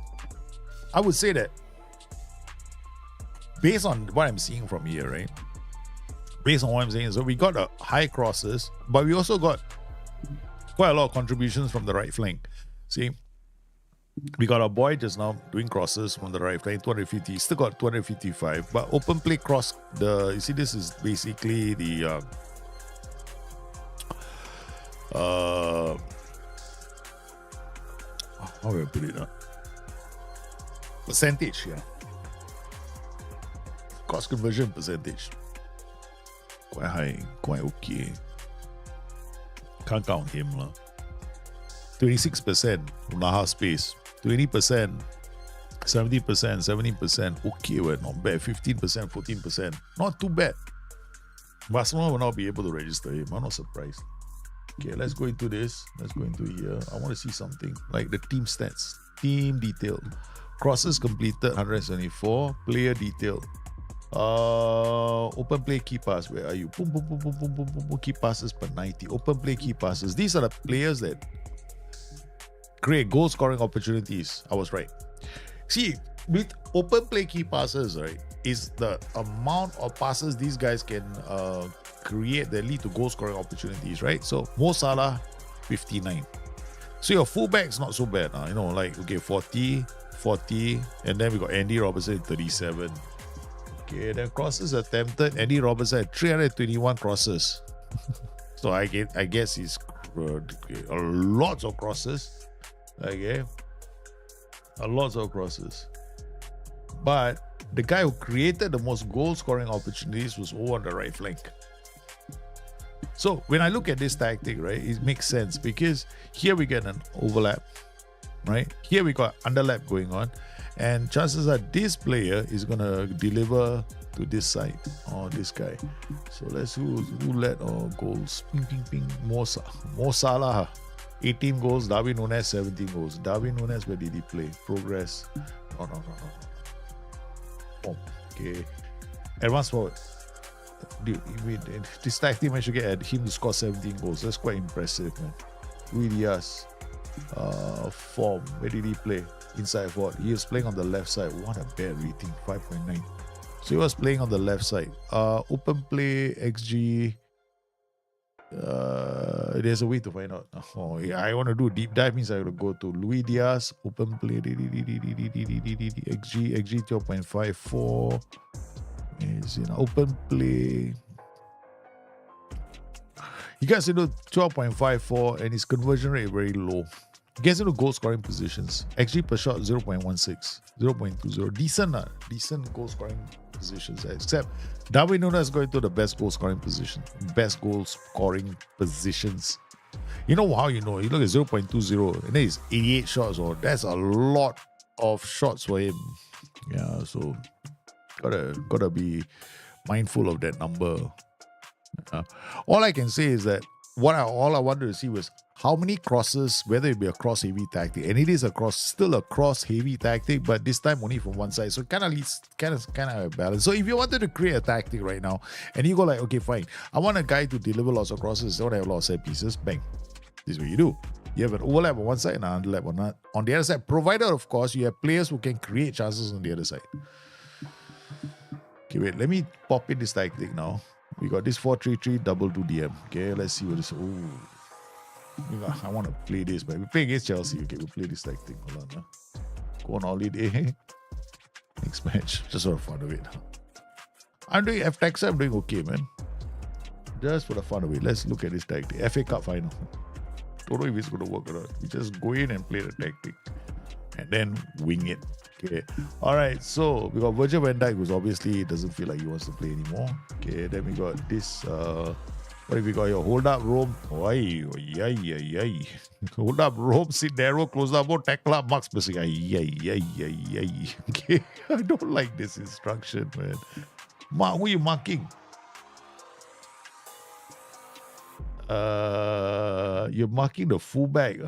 Why? You want to track the fullback the whole game? I'm not a big fan of that instruction. Yeah, okay. Mark the okay. He's gonna keep them tight on the other player when he loses the ball. Fullback is coming up. Take Morisca inside your ball. Okay, he's gonna come. Okay, he's gonna start from wider position, then come inside. Okay. Low cross is going all the way to trying to. Okay, this is assuming you can get all the way to the byline. This is a very low tempo. Running at defense at a lower tempo. You're waiting for your players to come up the pitch to support play, and then you're running at defense. Wow. This guy and this guy. Could be dangerous, huh? Could be dangerous. Step up more, invite cross, all over you're very high up the pitch. Okay. Pass into space, shorter passing, right defense, be more expressive. Focus play on a slightly lower tempo. This is you gotta be very possession centric. This one. Roaming from position, close down more. Okay. All right. It was forward. This guy might go here. This guy might go. Okay, fair enough. DM. What is he doing? Anything peculiar? Take more risk. Hold position. Tackle harder. Take more risks. Move into channels. Tackle harder. This guy is gonna run forward like nobody's business. Okay. Deeper more. Tackle harder. Dribble more. Tackle harder. Tackle harder. Stay wider. Wow. Everybody's tackling harder. Plus, you got the team instructions to tackle harder. Oh my god. Overkill lah. Hey, if you choose this, everybody's gonna tackle harder, no? Unless you come in here and then you decide, okay, on this particular day, I don't want this guy to tackle harder. Yeah. Yeah, because the other thing you can do is opposition instructions to pick and choose which are the players they're gonna always focus on. See, if you wanted to do something like this, right? Mark, right? I would remove the mark. You know what I would do? I'll remove the mark. And then I'll come in here and always opposition fullbacks, right? I'll hard tackle them. I will always hard tackle them. I'm hoping the players come to them, then they hit the ball behind the moving player. It won't always, I don't think it's always going to work that way, but we can try it and see how it goes. Diego Jota, okay. Cambridge, Alexander Arnold will come here. No wonder I think may have been some games that they played in there. Okay, Volante, no. We put Dominic here and then put McAllister here. Makes a bit more sense than Konate and that guy. Then okay, all right, let's go. Set piece would have not been set up for this match. I told you, right, we didn't play set piece routine the whole way. Okay, let's pop in our own routines. Okay, load all routines. Load all routines. Play new, boom. And then we come into the attack and then we remove this routine. Bang. Okay, done. We don't bother with the rest. Okay, alright. Let's see how this plays out. Okay, playing Chelsea. This is your tactic, huh? Okay.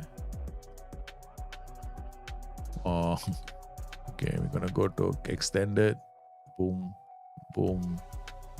Bring this down here. Wow. All right, McAllister, Robertson.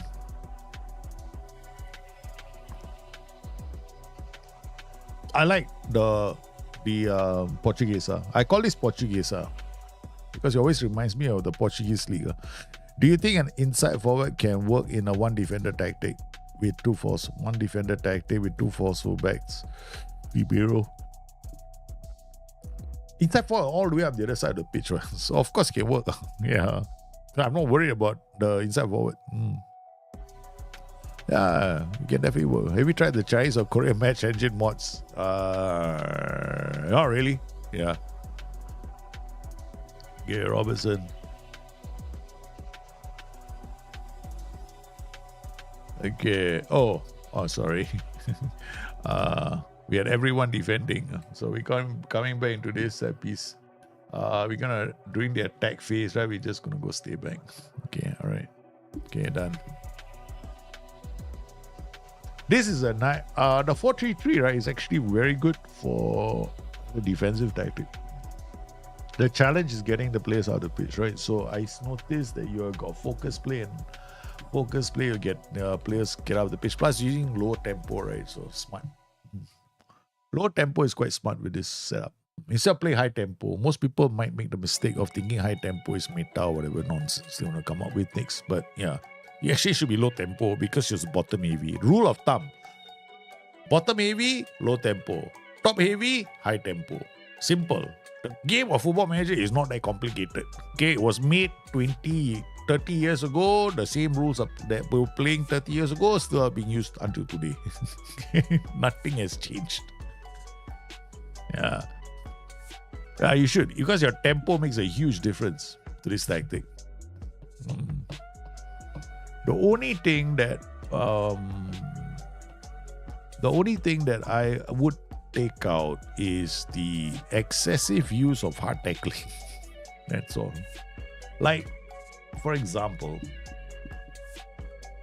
these guys, they don't need to tackle hard. These guys don't need to tackle hard. Yeah. The tackle hard as an instruction in the game of Football Manager just tells the players to make sure they go to ground when they see an opposition player next to them.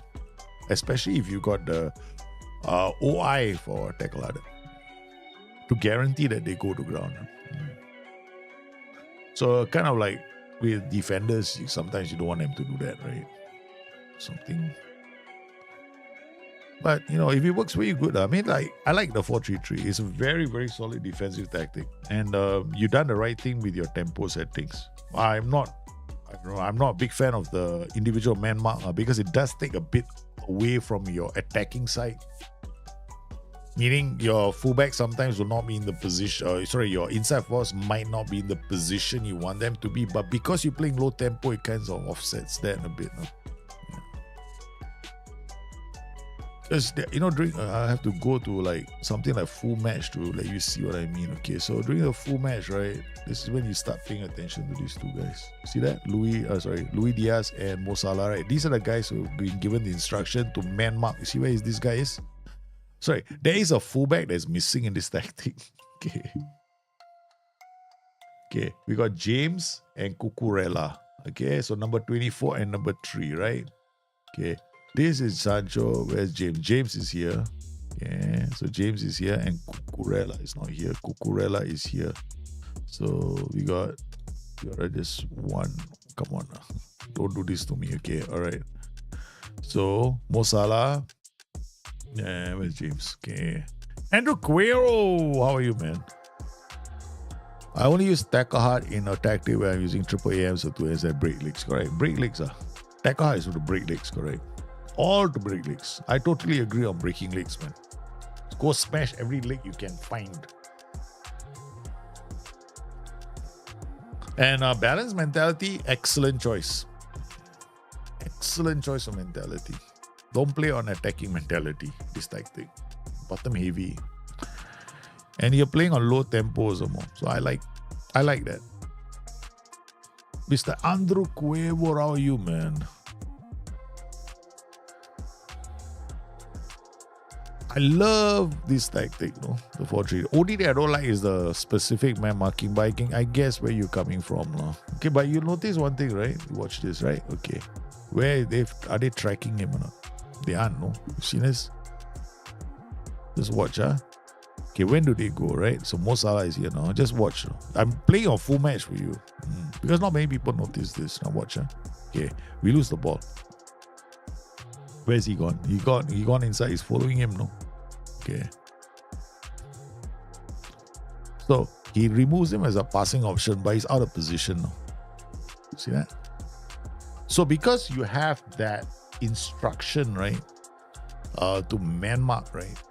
The man marking instruction, you have to realize that you will only see it happening if you're following the match on full match, not in key highlights. So sometimes you don't notice it. So you watch this, look at where he is. He's following. Now they got it right. He's following him. See that? He's following him. But if you have a counter attack, right? He's not in that position where you want him to be. So that's the only thing about this is why when you apply specific man marking instructions, right? You need to understand how it works. So during moments where you lose possession of the ball, he will be following his target. And then he will go in. And if you have OI set up or hard tackling, like what you have, like you're hard tackling the whole world, right? Everybody's hard tackling, right? So if an opposition player turns his back, your player is going to go right up to him because he thinks managers say, go hard tackle. So if I can get a chance, I'm going to break his legs. So that's where you see. So if you're going to do this, a specific man marking plus the hard tackling, from infinity to beyond, then something you need to bear in mind. Yeah, that's all. I mean, I do it as well as I use it in my iron. I use it as one of my strategies. Sometimes when I am playing I'm like a super underdog.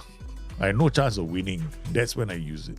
Because I know it's going to be defensively a very solid strategy because it will make sure that it's harder for the opposition to pass the ball. What I tend to do is I have my worst players, my best markers doing that. Then second half, I'll put on my super speedy Gonzalez, or I put on my attacking players and I put them into those positions. Like I'll take out the inside forward, like, and I'll put in somebody in who is faster than, because the fullbacks by then will be tired. Most you ever go is positive. That's good. Yeah.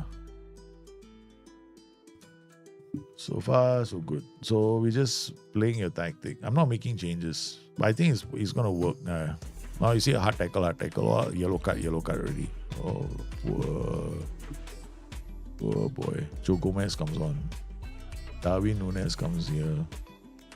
Chiesa, Curtis Jones, Chiesa. Put Chiesa there. Alright, 3 changes straight away.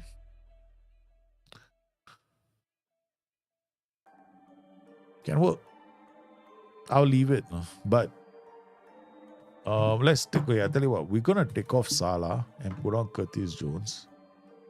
I'm not sure if this is a smart thing, but we're gonna come in here and remove this. And remove this. I'm gonna remove low cross. I still got pass into space. Okay. I'll uncheck that, right? So now they are not gonna track those players all over the place. Yeah, no. The second half was fast because not to mark the fullbacks. In the first half, right, what happens is when I do the specific man marking, I don't use my best players who can attack the space during that time. In the second half, when their fullbacks have become tired, right? Because they've always been marked one, right? So they'll be chasing my players anyway. So their fullbacks are bound to be tired by then, right? Okay. Then I bring on my fresh legs. When I bring on my fresh legs, that's when I undo the passing, the man marking instructions. That way, now I'm focusing entirely on the attacking. So I don't want my players to track them anymore. Let them get the ball. Let them attack me. Right? Because they're tired of it. I don't expect them to be super fit anymore. So then you see we have these 2 guys right now who are fit and running at the defense. I got Darwin Núñez as well. So all 3 are fit. So that's how I do it. My Iron Maiden is the same. Man mark. The Iron Maiden strategy that I have is exactly the same. Meaning, I specific man mark players, right? For 90 minutes, right? So then I type mark them. I use trigger press on them as well. So anytime they make a mistake, I will jump on them. Same thing as he was doing in this game. This is basically the Iron Maiden strategy that we used to use last time. Second half, what I will do is when I bring on my fresh legs, right? I immediately, like for example, Iron Maiden would be those guys, fullbacks, right? So we will trigger press, tackle them as well. For example, like this, right? Okay. Then you have your specific man marking, remember? Mark specific position. Okay, so first half. I might play, if this was Liverpool, I won't play Mo Salah and I won't play Luis Diaz. I'll play maybe Curtis Jones and Harvey Elliott here. Yeah, make them run around because I need high work rate, I need aggression, I need bravery. So I put the 2 of them there, make them do all the hard work, chase. All right, so they have man marking, right? These 2 guys will get tired eventually. But while they're doing all that, the opposition players for 90 minutes also get tired, right? Because they're also going to be tired anyway because they're going to be playing for a longer period of time. Second half, I bring on my fresh legs. I remove the mark specific position. I remove this straight away. Then I attack them. But here you see, his tactic is very different. He's got hold up ball, roll from position. So he's not expecting these guys to be scoring goals. He's expecting this guy and this guy to be scoring goals. So it is like if I wanted these 2 guys to score goals, and it is. Yeah. So that's how I would set it up. So it's I did a whole Iron Maiden video. But unfortunately we didn't play Iron Maiden music. So far, the whole overlapping, underlapping, right, is quite clear, right? So whenever you want heavy crosses in your tactical system. So if you you have a tactic, you want to leverage on crossing, right? So you're going to use overlaps. If you use underlaps, you're not going to get as many crosses, but you could get, you're not going to get, the volume of crosses won't be high. Volume of crosses will not be high, but you can still do crosses from the half, that zone that we call it the Kevin De Bruyne zone. It's basically that half space zone, right? Because you got an underlap, you got a fullback coming up, so you play a false fullback with another creative role. You can still get crosses, high percentage of crosses. Then you're kind of spreading the crossing across your team, right? So you'll get your AM, your inside forward. These are all players that will be able to cross the ball now. So the volume won't be as high. Yeah, so you might get more through balls. You might get quality deep diagonal crosses with underlaps. So underlaps is a bit harder to pull off. But if you're an underdog, I would definitely go overlaps if you are using like tall players in the area. So go with that. That's easy to pull off and you get a lot of set pieces. Underlaps is harder to pull off, but you can actually create a tactic with an overlap on one side and underlap on the other side too. So it can be quite funky, You want the IFs to be drifting to the back post and catch across is the only way they score. Correct. I saw that as well. Very interesting strategy. How about the really fast opposition wingers, the Rodrigos? I did that with I did that a few times. Yeah. That strategy, right, is what I do to man mark. That's when I want to man mark. Maiden strategy works for fullbacks. It works for opposite wingers. In fact, I did that with once when I played against Liverpool. So what I did was I man marked hard tackle Mo Salah and showed them to wide as well. It's like a same strategy.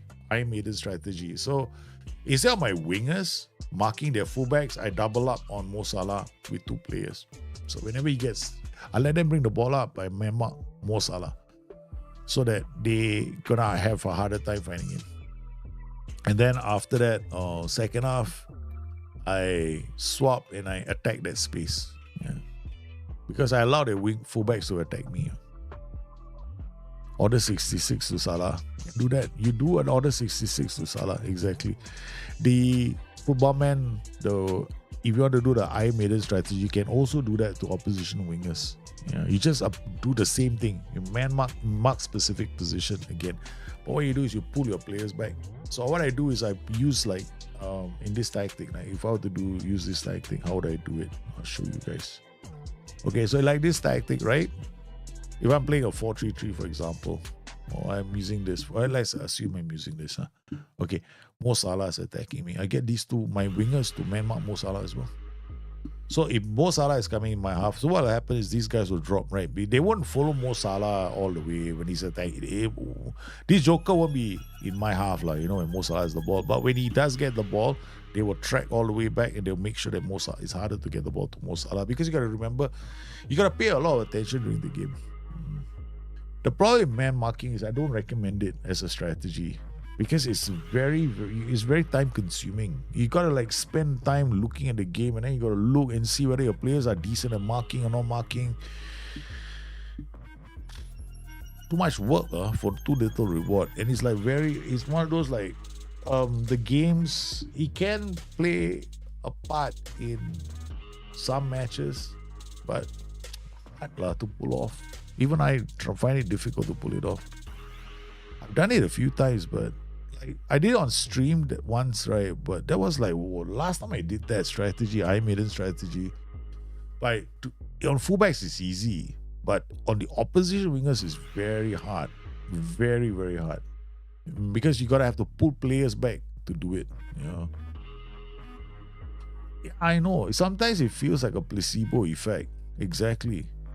And a lot of the time when you're doing man marking in Football Manager, you're thinking, oh, it must have worked. Then you're thinking, okay, did it really work or did it didn't work? So I don't even feel I know that at one point it was working really well.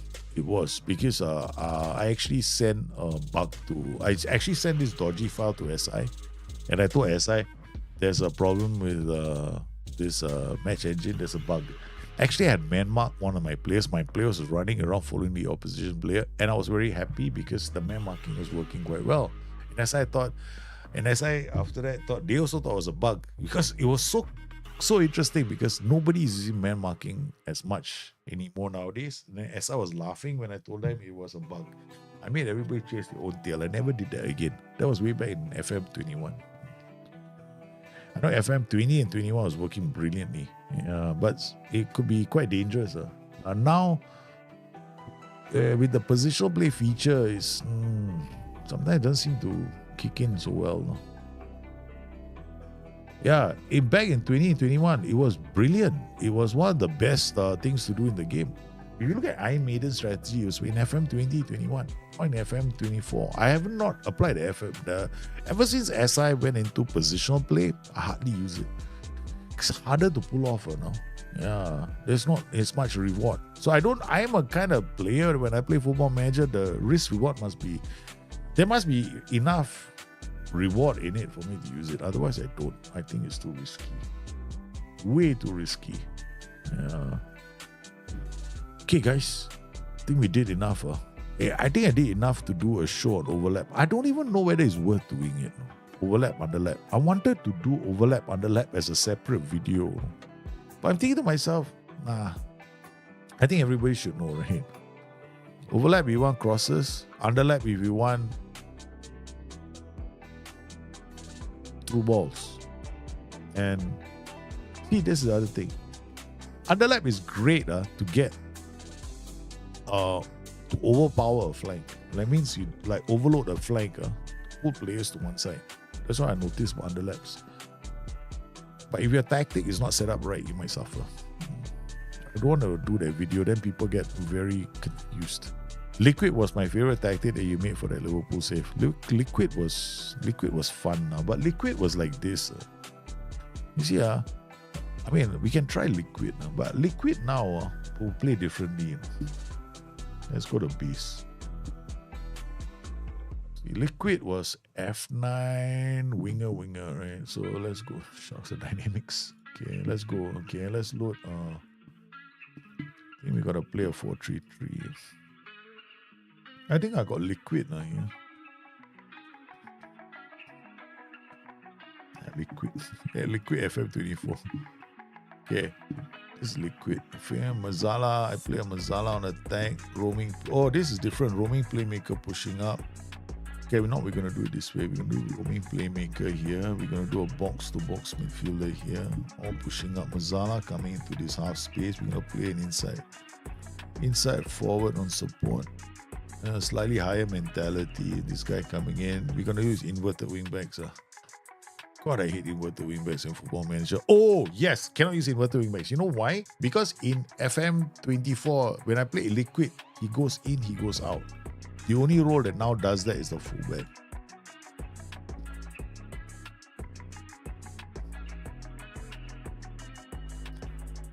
Yeah, the only role that does that is the fullback. The inverted wingback doesn't. That's why you can't use this.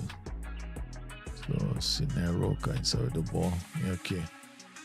Alright, so we gotta do this and do this, right? Take more risks, I'll remove that. There's too much roaming playmaker pushing up now. We play DM on support. Okay. This guy will box to box, goes up. Mazzala attack in the half space, inside for F9. Pass into space. Yeah, we need low. This is a heavy low cross tactic. Okay. Triple less. Then we go all the way. We do it like this. Okay, then we do focus. And through balls from middle. Salah attack DM. Boom. Okay, alright, custom joy. How's about it, man? Set pieces, the opposition instructions, we definitely have to set it up. All the way up to here. Trigger press, tackle hard. Come in here. Okay, no counter press. Okay, done. Alright, here we go. Now we played on positive. Yeah, shorter passes all the way. Alright. No dribble more. Dribble more. Shoot less often is okay. Shoot less often. Tackle harder. Mark tighter. Shoot less often. shoot less often. Why am I putting shoot less often than everyone? Because I want everybody to be moving the ball about. Sweeper, keeper, on support. So okay, done. Only one attack duty was in the attack thing. Okay. Alright, here we go. Tactics set pieces. Okay. We definitely Liverpool to lose lah. Alright, just leave it like that, okay? Skip, done. Finish. Let the S-man do everything. Okay. Alright. I have no idea how I set up set pieces. Wow, never mind. I just leave it. No? There's a random one. Use me 20th. I tell you, this is going to crash and burn. No? I'm telling you right now, it's going to crash and burn. There's no way this is going to work. I don't want to be old videos. You were saying underlap overlap can also affect the direction of the team passes. Yeah, it can. Yeah, because when you do an overlap, most of the passes are going to go outside. And when you play underlap, most of the passes are going to go inside. Yeah. When you play underlap and overlap, it affects the direction of the passes as well as the width. The width also plays a part, right? Width is like wall passes inside. Underlap, the widest player looks underlap, widest player looks well pass inside, so it affects the direction those passes are going to take. It goes inside. Yeah, so it does affect both ways. And I always recommend that when you play this game, find a style that you like. Just look at the team instructions as a way for you to influence things, more. Like, I want to see more through balls from the middle. I play narrow. I want to see my balls go wide, and I want to see my players further away from each other, and I want them. I want to see longer passes, they go wide, but players are further away. Chances are most of your passes are going to go out. So yeah, underlap. Yeah, everybody is looking inside. Overlap, one fellow is looking outside. You see, the beautiful thing about underlap, right, is it is why I like underlap. Because the widest player is looking for inside round, but they don't tell you if the inside round is the guy beside him or the one in the middle. Yeah. So underlaps are very, very nice. I love underlaps, man. I don't know if did I put underlaps in this tag? You can come back again. It's supposed to be underlaps, no? Yeah, okay, good. I forgot to check. So this is the last tag thing. But I don't think this is gonna rock all the way. So what's your plan for Valentine's Day? Don't know, man.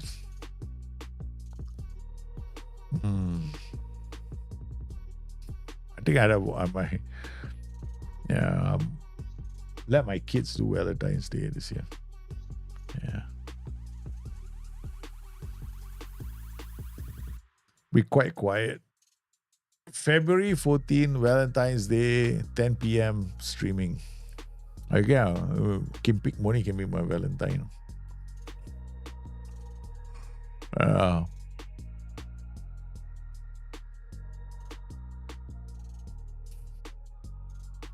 Let's see what happens. Okay, you want to see what this last of the last tactics. So let's see. Hey, the thing is right now, there's still no news, no Football Manager, right? Yeah, SI forums.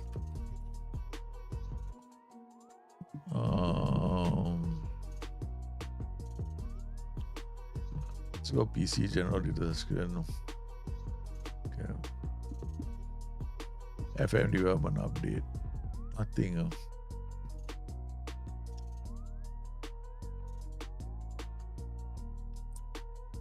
I see what they see here. Sitemap. Okay. With time myself, whatever. I should want to see something new without waiting 2 years. How do you think offering just a data update? I think eventually SI might become a model where they be like Diablo. We pay for the game, and then you get updates, right? And then if you need certain features in the game, we pay a premium. Otherwise, you get the game with the data update, but you don't get the premium features. They might do that. But the problem with the game is this, because they can't do that as well. I just realized it. They can't because of the league licenses. Because the league licenses don't run because of Game Pass, right? The league licenses do not last for every edition of the game. Oh, they can't do that. So the whole subscription model is kind of wonky with SI, I think. How do you do a subscription model for SI? I know they have a long-term plan to do it, but how are you going to do it if your licenses are only for one season? Well, I don't think SI can afford to pay for the Premier League license for 10 years. What, go to the Premier League every time one time, all that money. We would like to have the Premier League license for the next 10 years or to infinity and beyond. Premier League is going to look at you and go like, okay, you want our licenses for the next 50 years, you have to pay us 200 million. I think SI can pay for that kind of money. No way, man. It ain't going to work that way. So everything is a year, right? So when people got really up in arms about subscription model for SI, I was like thinking, come on guys, think about it for a moment. Do you think SI can afford to pay? So they got to, how would it work? Well, every year you get a new version of the game and it's a subscription model. I'm like, how does it work, man? So it's going to be very challenging to get a subscription model up and running for SI. All the updates don't get excited. Yeah, when people look at at Steam data, the database update, it's just what SI will do. Yeah. We match sheet, change the arm, and we can edit games based on layout of SI games. SI missing there for reviews. Actually, this is me as well. I agree, no.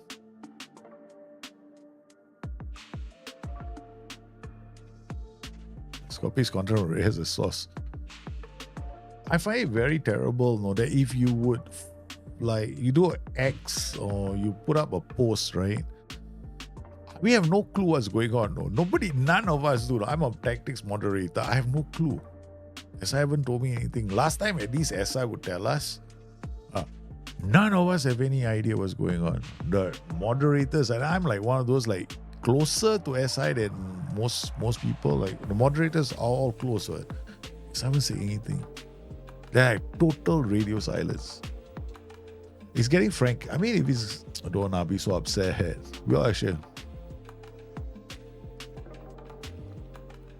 Okay, just shut out this type of rumors that will post anytime soon. Thing is, right, the problem is this, right? We don't know why SI is so quiet. We don't know. So if you want to hope that SI go out there and shut up the world in general, right? Or, answer that, right? It's not easy because you don't know what's going on. I don't know what's going on. So chill. Find out later. It's not the end of the world. Still the best COD game apart from Modern Warfare. I haven't played that game for a long time. Crickman, I miss him. I like him, bro. Change the boot. A lot of people are desperate for clicks, so they come up with some dodgy stories. You look at it's like you go to social media, you see some people putting up posts, or some people going like, it's called jumping on the bandwagon, I guess. Yeah. Let's say I buy FM25 for Unity and Fluent, but I'm not expecting a groundbreaking polished gem, but I have no problem throwing aside a few dollars of my entertainment budget for less than amazing program and support ongoing development. If there's work all out. This is a nice statement, man. I agree with this, no. I'll pay for Unity and women's football again. I like him. I'm not expecting groundbreaking polished gem. I totally agree with this sentiment. No announcement is actually quite good. I rather them say nothing than to say something and get shot in the mouth, shot in the foot. Yeah, or yeah. Don't say anything. It's always better. Surely at 4 p.m. you get something. Why so? They remake their decision. Okay, right, that's another game. What is this? They say we need to talk about Football Manager one day ago. been delayed twice and now we missed the gameplay date. Now, what on earth? Why is everyone like...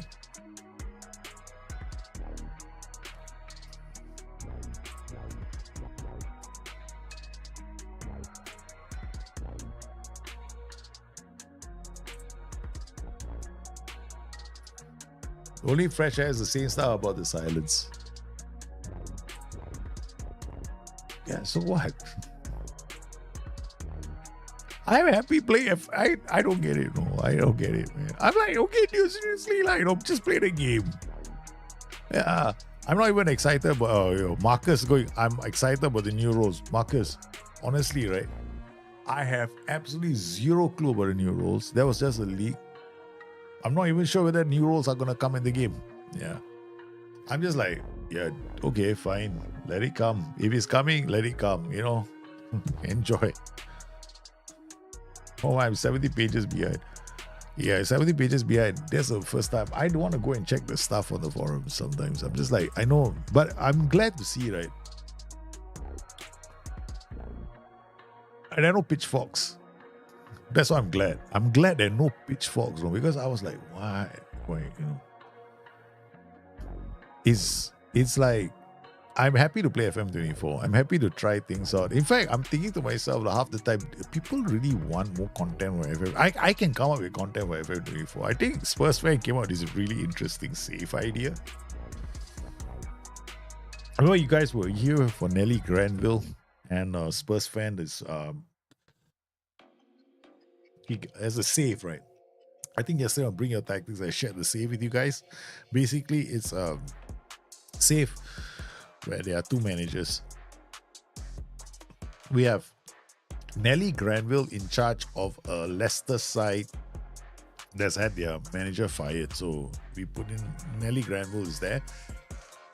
We've got Spurs without Ange Postecoglou, right? So he's taken over. So you can control Spurs.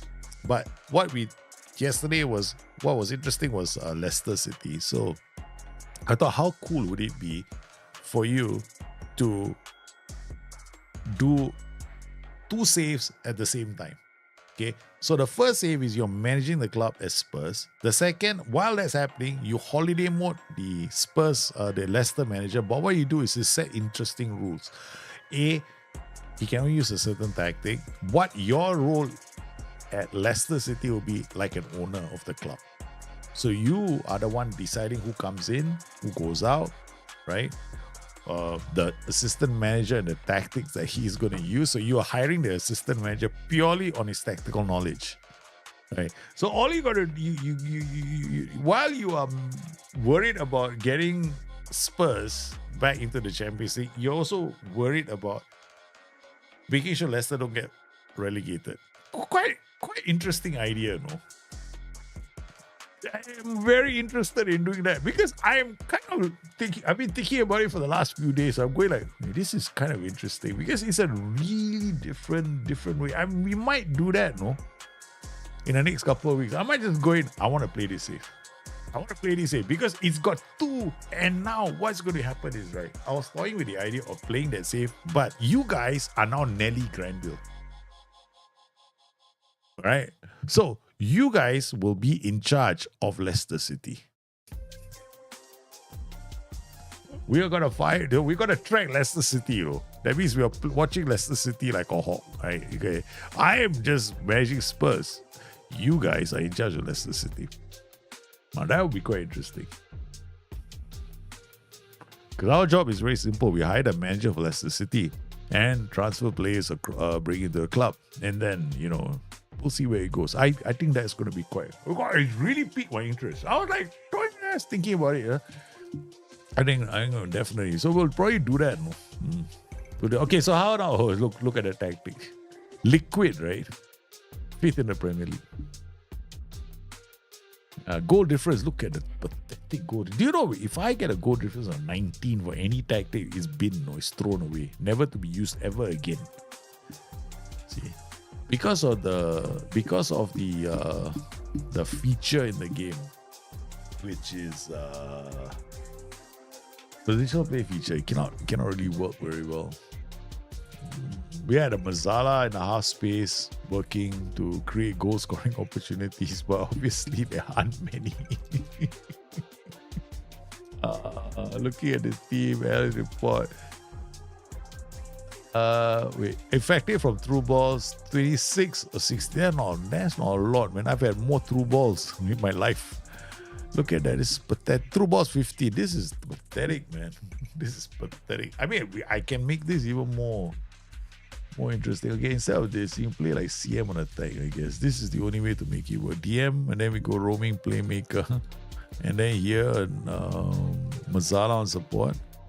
Wait, let me see. Mazzala here. Mazzala on support here. And then play CM on attack here. We're inside forward, and then we play a winger. I think this will be better. Okay, we're not done with this tactic yet. Okay, Liverpool base. We go back to this FM24. Create a save in the Premiership where each team uses one tactic or from the BYT folder. Huh? Wow, that's crazy, you know. Cannot. That way we are locking each team into it. No. Then we have to find a manager to play that tactic. You see, the thing is this, right? Okay. You want a manager that also plays that formation. Yeah, that's the other thing. Yeah. So this save. Okay, hold on. We see. Reload the game. Where is this thing? Local, right? Browse. So other saves, right? There, this one. This is the save. What are we gonna do next? This is okay. I'll give you the background. This save. So we could forget about the tactics now. So essentially, what we're gonna do is this. You guys, all of us, okay, your stream, Leicester City, is run by a manager called Nelly Granville, who cannot be fired. Okay.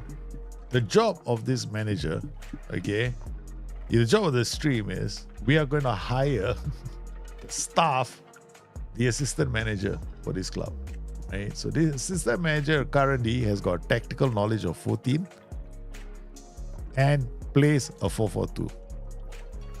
So the stream, and you guys, you all have to decide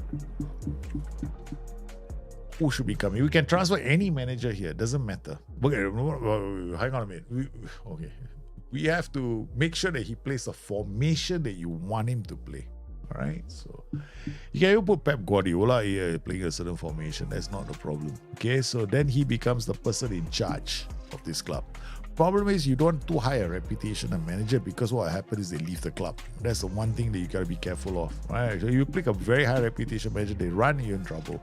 So you want a manager good tactical knowledge of the formation that you're playing, and then after that, the staff, he goes on holiday.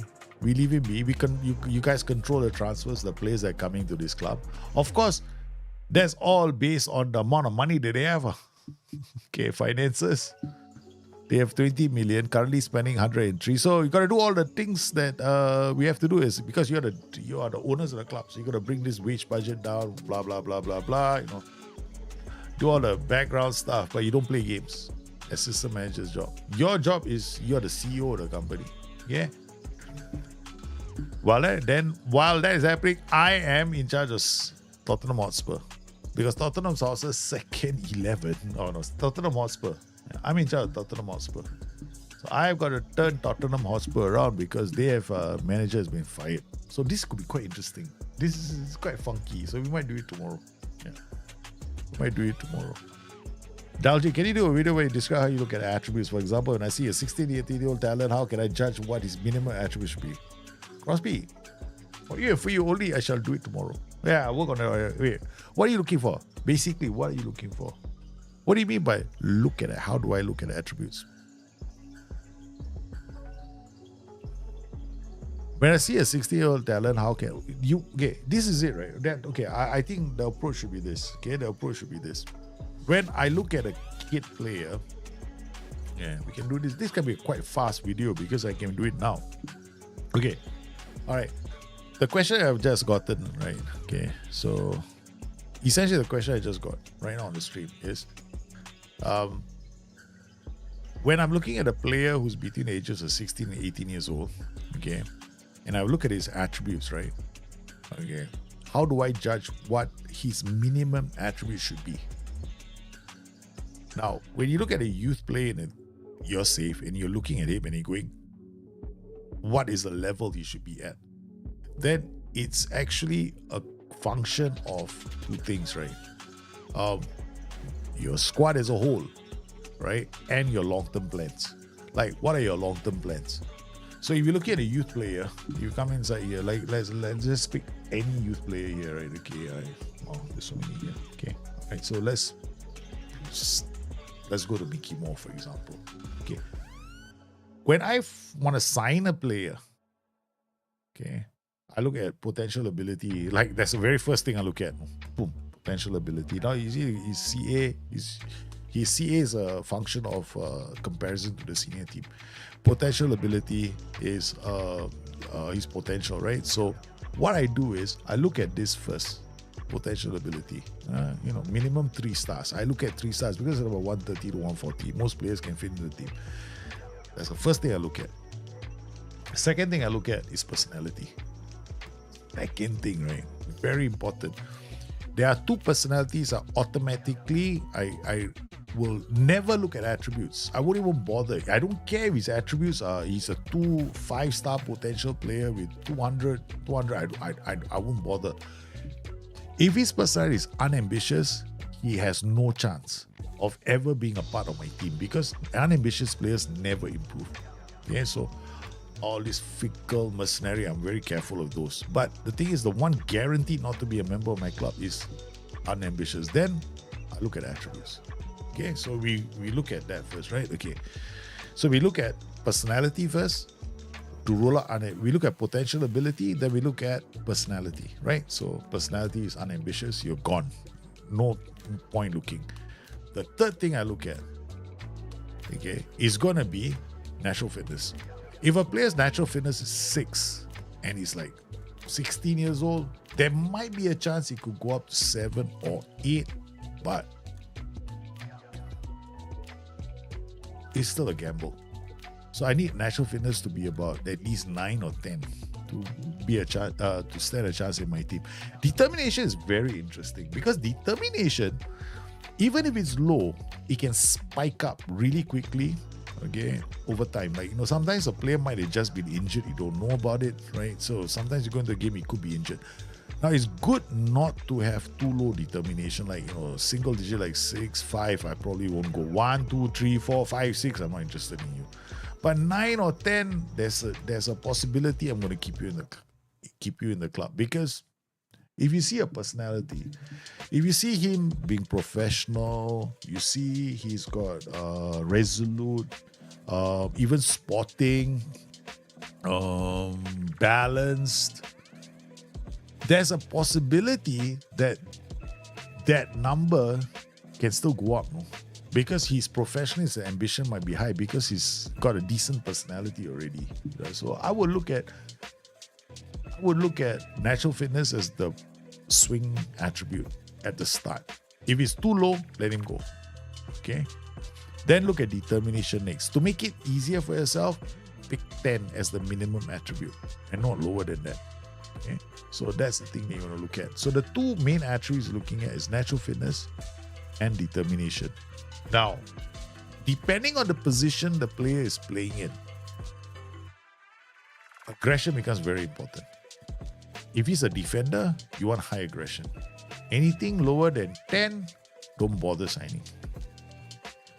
You want a midfielder, anything lower than 10, don't bother signing. Yes, if you're playing gegen pressing, you're playing on winning the ball in midfield, aggression becomes very, very important. So when I'm talking about mid-range, safety first range is 10. Okay. Fail is anything less than, for me, anything less than 7 is automatically, I don't even consider you. I won't look at you. Like, if his determination is 7, bye. If his natural fitness is 7, bye. Okay. If his aggression is 7, bye. These are the 3 attributes, so I'll say bye-bye to. No, I won't even bother looking at you anymore. So Your determination, if it's like this number, I probably like Mickey Moore, thank you for all the fish. You can go. Anybody comes to me, wants to pay me 25 million for Mickey Moore, I will take it, man. And I will like take it a heartbeat. 6 years. 6 years, he's gone. I won't keep him. I'm like, okay, who wants to buy him? Anybody comes in for 60 million for him, I'll sell him on the spot. So those are the things you look at. So those are the three main attributes you swing at to make a decision whether you want to keep him or let him go. Because the rest of the attributes, right, they can develop. They can develop very quickly. Physical attributes are super fast when they're young, 16 to 18. This one explode. You don't even worry. The ones that you're worried about is natural fitness. Okay, because natural fitness doesn't, not as much. That's why in this group, mental attributes are pick aggression and pick determination, because all the other attributes will grow. Bravery, aggression is more important than bravery. Okay.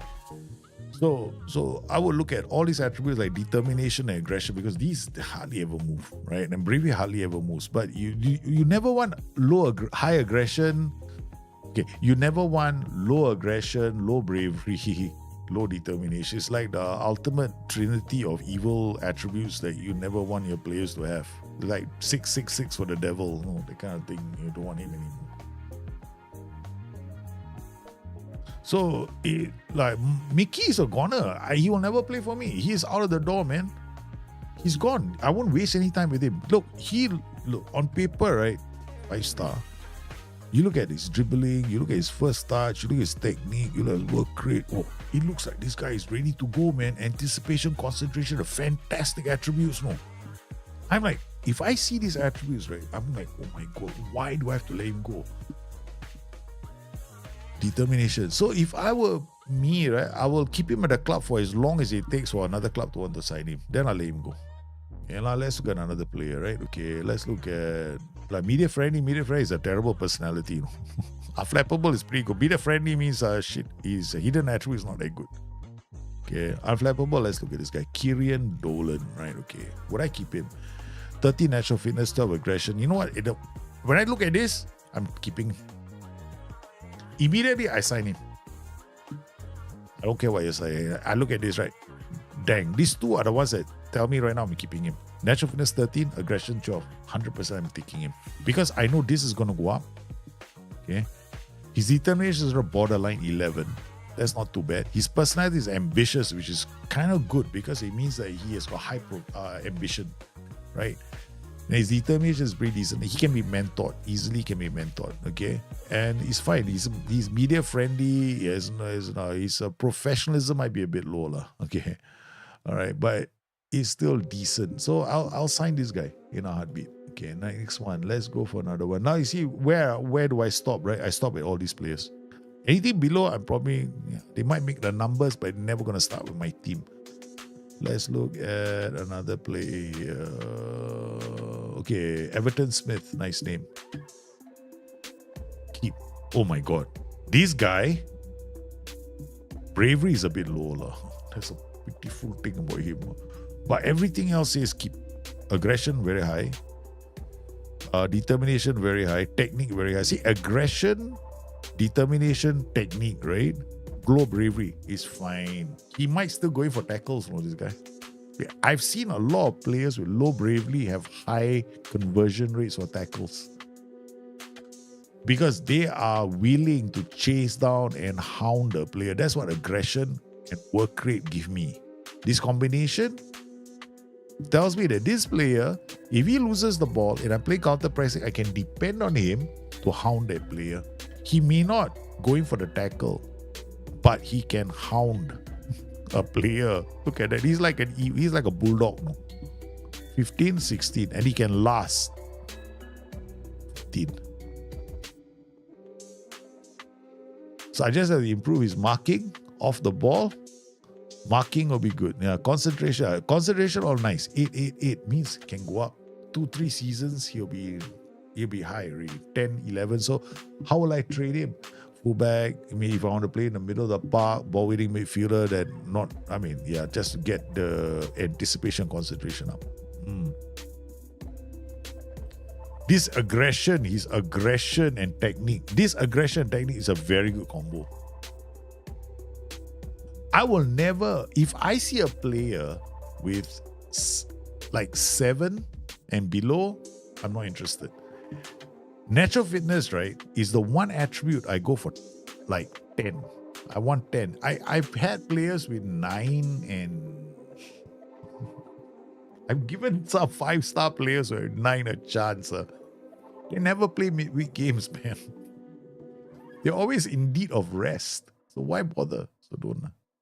So I want my players to play like 2 games a week. So the natural fitness is low. They never play 2 games a week. So natural fitness is quite important. So I will say my mid-range is going to be... okay, I'll tell you what. See, anything less than 7, I'm not interested. 8, like here, I'll accept, no, because I know this will take me 2 seasons to go. Because you need to know which are the attributes that are fast and which are the attributes that are slow. Anticipation, concentration can all go up. Maybe in 2 seasons, there'll be about 9 or 10, 11. Yeah, they can definitely get there. 100% if he has the right personality, which he does. Okay? And he's already got he's already going to come out the gates really fast. He's got very good natural fitness, so I don't have to worry. I'll sign him. That means I can develop him. Now, if you had low natural fitness, so the 3 attributes I look at is natural fitness and determination. So if natural fitness is less than 10 and determination is less than 10, I don't waste my time looking at this player. But because he has got high aggression, right? If he had high aggression and high technique and high work rate, right? And he had like determination of 8, and his natural fitness was 10, I'll still sign him. Why?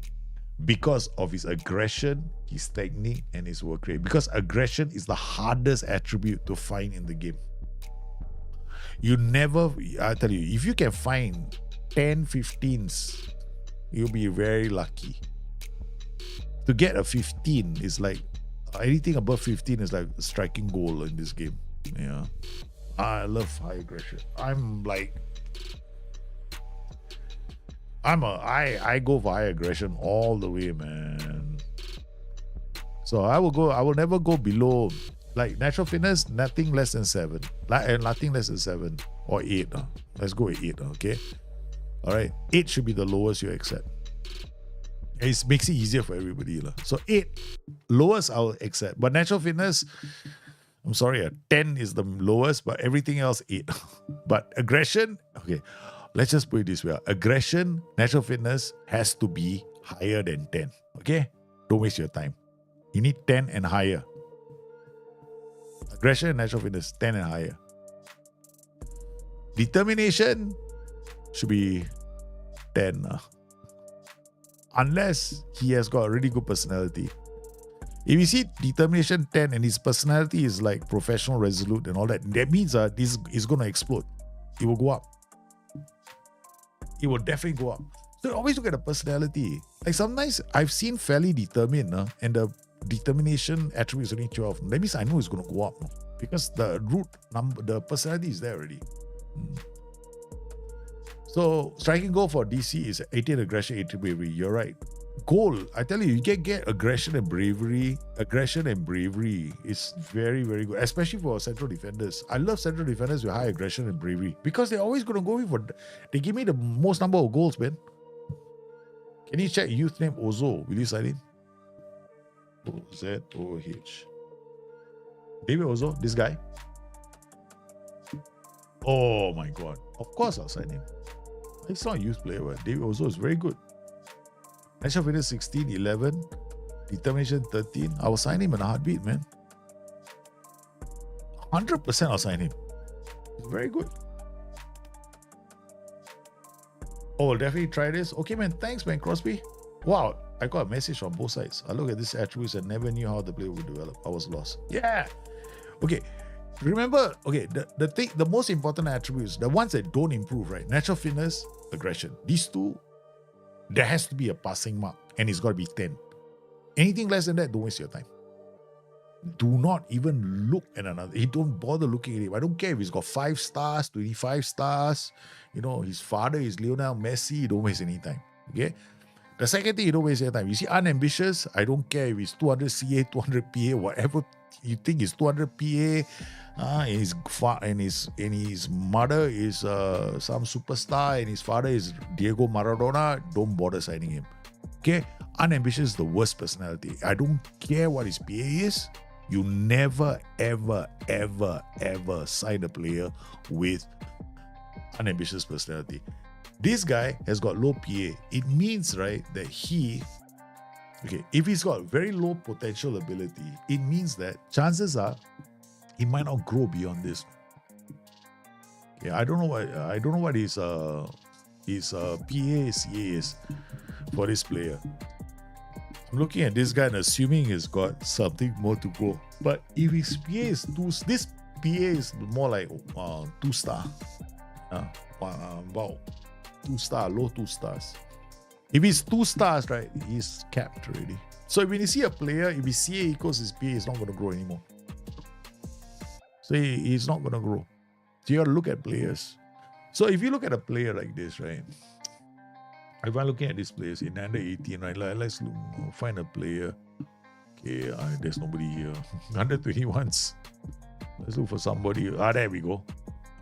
There we go. Something like that. Okay, something like this, right?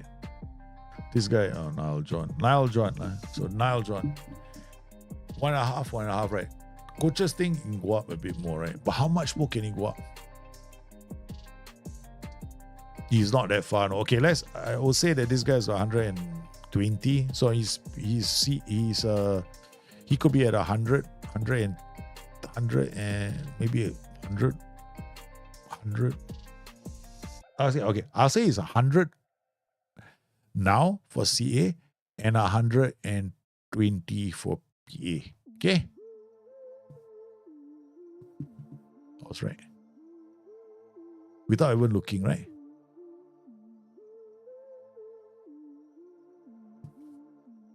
This is the game of Football Manager for you. How much more can he grow? Not much, no. Maybe about a point here, maybe 2 points here, 3 points here, maybe 2 points here, maybe 2 points here, maybe 1 point here, maybe 1 point here, 1 point here. That's it. He's gone. Because this is the reason why I do. You know, when people play attributeless and they play stars, I'm like laughing because there's no such thing as you play attributeless, right? And you don't know what the PA of a player is, because this is going to tell you the PA of a player. If you've got enough experience with this game, you will know what his PA is. You won't know his exact value, but you have a rough idea where his PA is. So I was guessing this guy is more like 120 plus, and this is about 100, 108, 100 plus, because he hasn't crossed. If he crosses into this zone, this one becomes a full goal, right? It's 120. Yeah. So this is like 100, 120.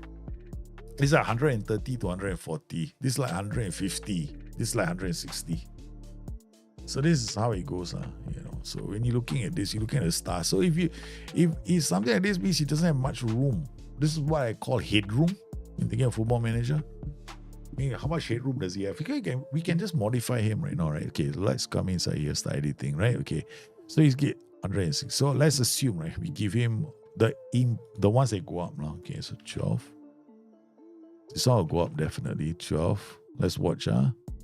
Natural fitness won't go up. Pace won't go up. Okay, strength definitely will go up. So it's 14. Okay, let's see what it is. How much is he gone to? We created a few, right? Okay. There's 111 now. Now it's 111. 125, right? Okay. Alright, so start editing. So I give him anticipation will go up to say 12 mostly, and then composure will composure is easy to go up. So another 10. And then concentration, hardest will take a long time. Decision making can go up to 10. Okay, done. Okay, enough. Stop. Marginal improvements, you know. Okay. 115. Wow, we had just added 4 CA. Okay, I'm going to add another 4 CA now. Okay, so I'm going to give tackling. So what is a midfielder? Okay, so 12. Marking, passing will go up. Passing is cheap. Okay, 12. First touch will go up. the one that goes up 12. Okay, we gave 4 here. Stop. Okay, now look at these two numbers. They're quite similar already. Okay, edit attribute details 123 to 125. So this is about as high as he might go, no? This player. Now, this is the reason why when you develop a player, right? If you see this, you have to be very focused about his development. You cannot give him something like box-to-box midfielder. There are too many attributes are going to be worked on. When you see the zone, that's one of the reasons why when they are young, right? I'm very, very focused about their training because I never give them a broad-based training plan. It's one of the reasons why I like ball-winning midfielder so much. He's very focused. Right, I never touch box-to-box midfielder with a 10-foot ball because it's too broad. It just covers too many attributes. So especially when they are, when they don't have much headroom, so I want them to be focused on that one zone.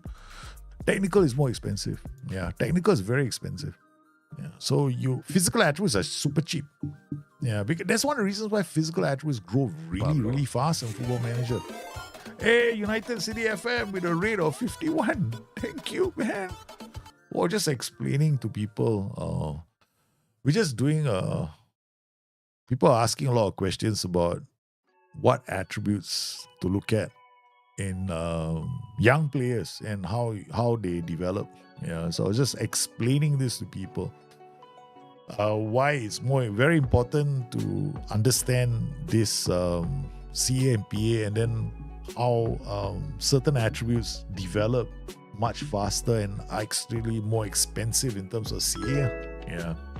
So just, just taking the time out to explain what my thresholds are when it comes to signing certain players. Like, somebody was asking, what are the attributes that make you decide if you are keeping a youth player? And I went the two attributes I look at immediately is natural fitness and aggression. Yeah, that's it. If a player's natural fitness is less than 10 and his aggression is less than 10, he's shown out of the door. If he's a defender or a central midfielder, I expect him to be tackling. So the most important attribute for me is natural fitness. Right up there. Then the second most important is the personality. If he's unambitious, I don't care if you are 5-star and your father's name is Messi and your mother's name is Maradona, you are out of the club. Unambitious, there's no way you're going to be able to mentor him.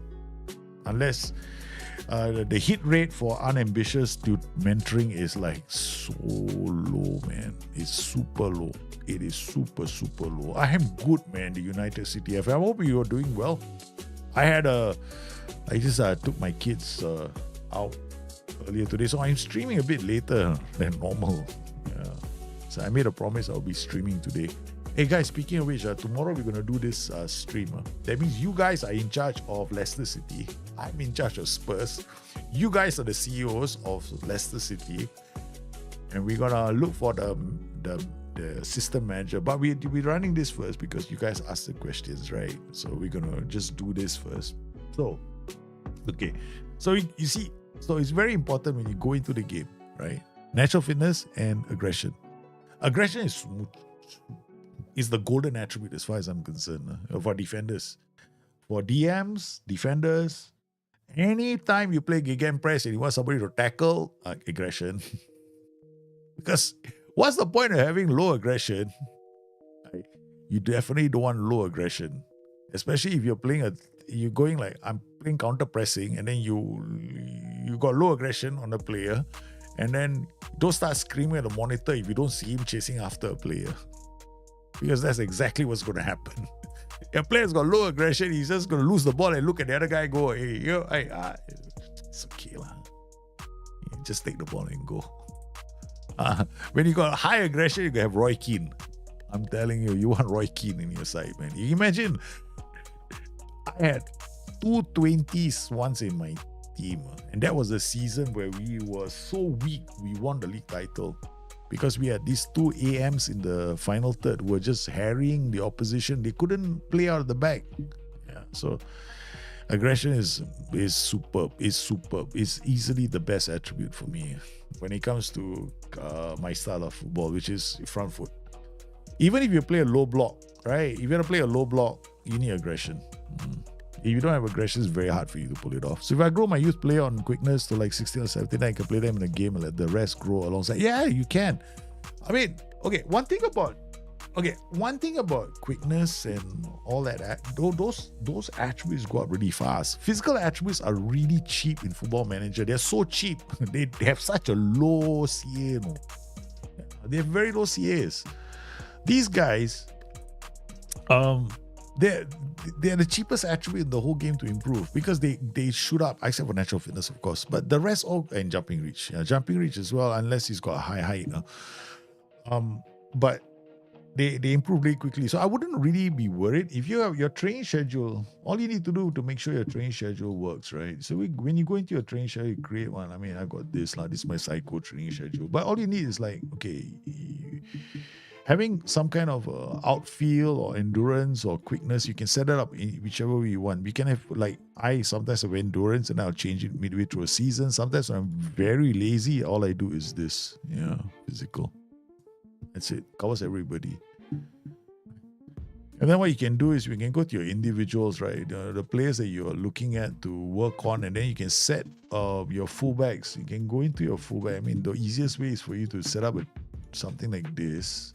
Where's training? Okay, then you come inside here. Then go to your fullbacks. Right, and then you can just do the focus there and you just set them to quickness when they're young. And then you can get it up. But have something like this, a view like this, because your concentration, right, is two roles that do it really well in the game Football Manager. Ball winning midfielder, shadow striker, right? So sometimes you want to change their role just to get the concentration attribute up to 12. Once it's 12, you're golden. Yeah. Is there a minimum for teamwork? No, there's no minimum for teamwork for me. I don't really care about teamwork. Honestly, I don't look at teamwork. For me, teamwork is a good to have attribute, but not necessarily the be all and all.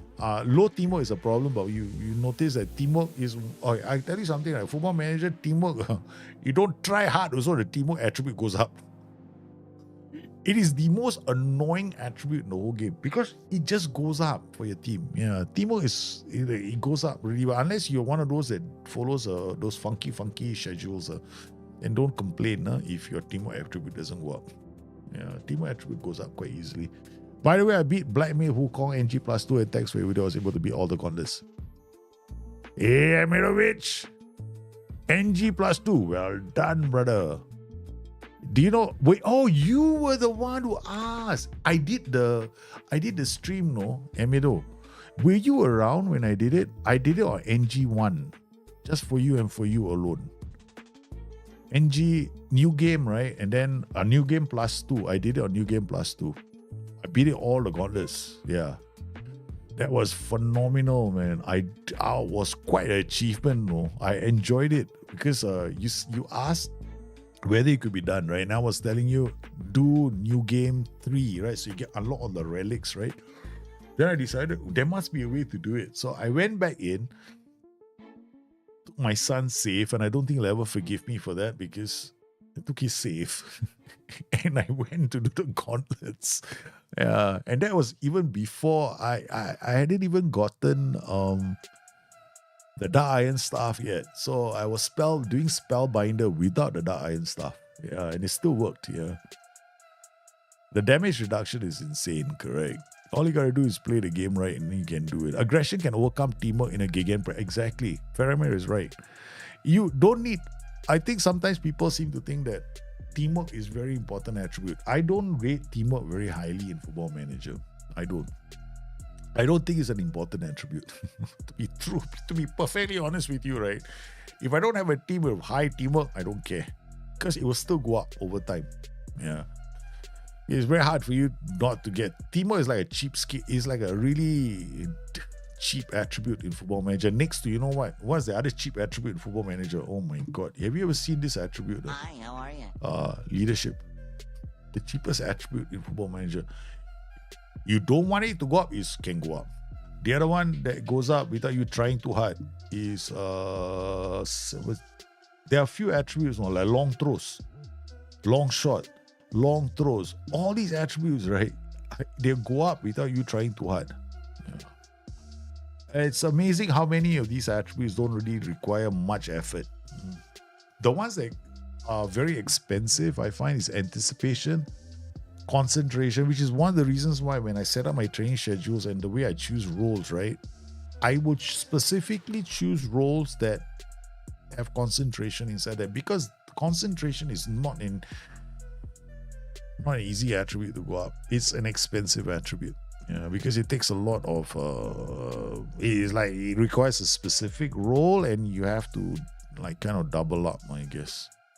Hey, my professor, Live to Prof, you're the one with the name Live to Prof. Yeah, what about Flare? Flare can't be Flare. Flare can't be. You can't really train Flare. I mean, you can. I mean, there are roles that work on Flare, but in my opinion, it can go up. I've seen Flare go up in players, definitely. But it's you can't possibly want like a lot of players having Flare. Yeah, it's nice to have because it's about the spontaneous decision making of players to do the unexpected, right? So you don't want too many of your players to do that, lah. Yeah. How many players can you possibly adapt to that system? So one or two, quite good. Yeah. So the role that does is Mazala. Mazala does the Flare, but I won't worry too much about it. No. Boost the value of a young player. To me, Costas Larsen, you want to boost the value of a young player? You just make sure he's in a winning team, and then you develop him, you'll boost him, no problems. Yeah. The thing is, traits and those attributes, they might boost the value to you, yeah, but not to your trait. Like, you can't sell them more. What does teamwork do? Basically, teamwork, the attribute is quite straightforward. Teamwork, okay, essentially this is how teamwork works. Teamwork is about sacrificing your job to help somebody else. Okay, so if you have an inside forward with very high teamwork, okay, and the fullback needs support, there's a breakaway. Okay. When you have teamwork, right, a striker might decide to go straight for goal. Okay, to try a shot. A poacher with high teamwork will lay off the ball to another player. A poacher with low teamwork might try to take a shot at goal or try to go it on his own. See, the thing about teamwork is about sacrificing your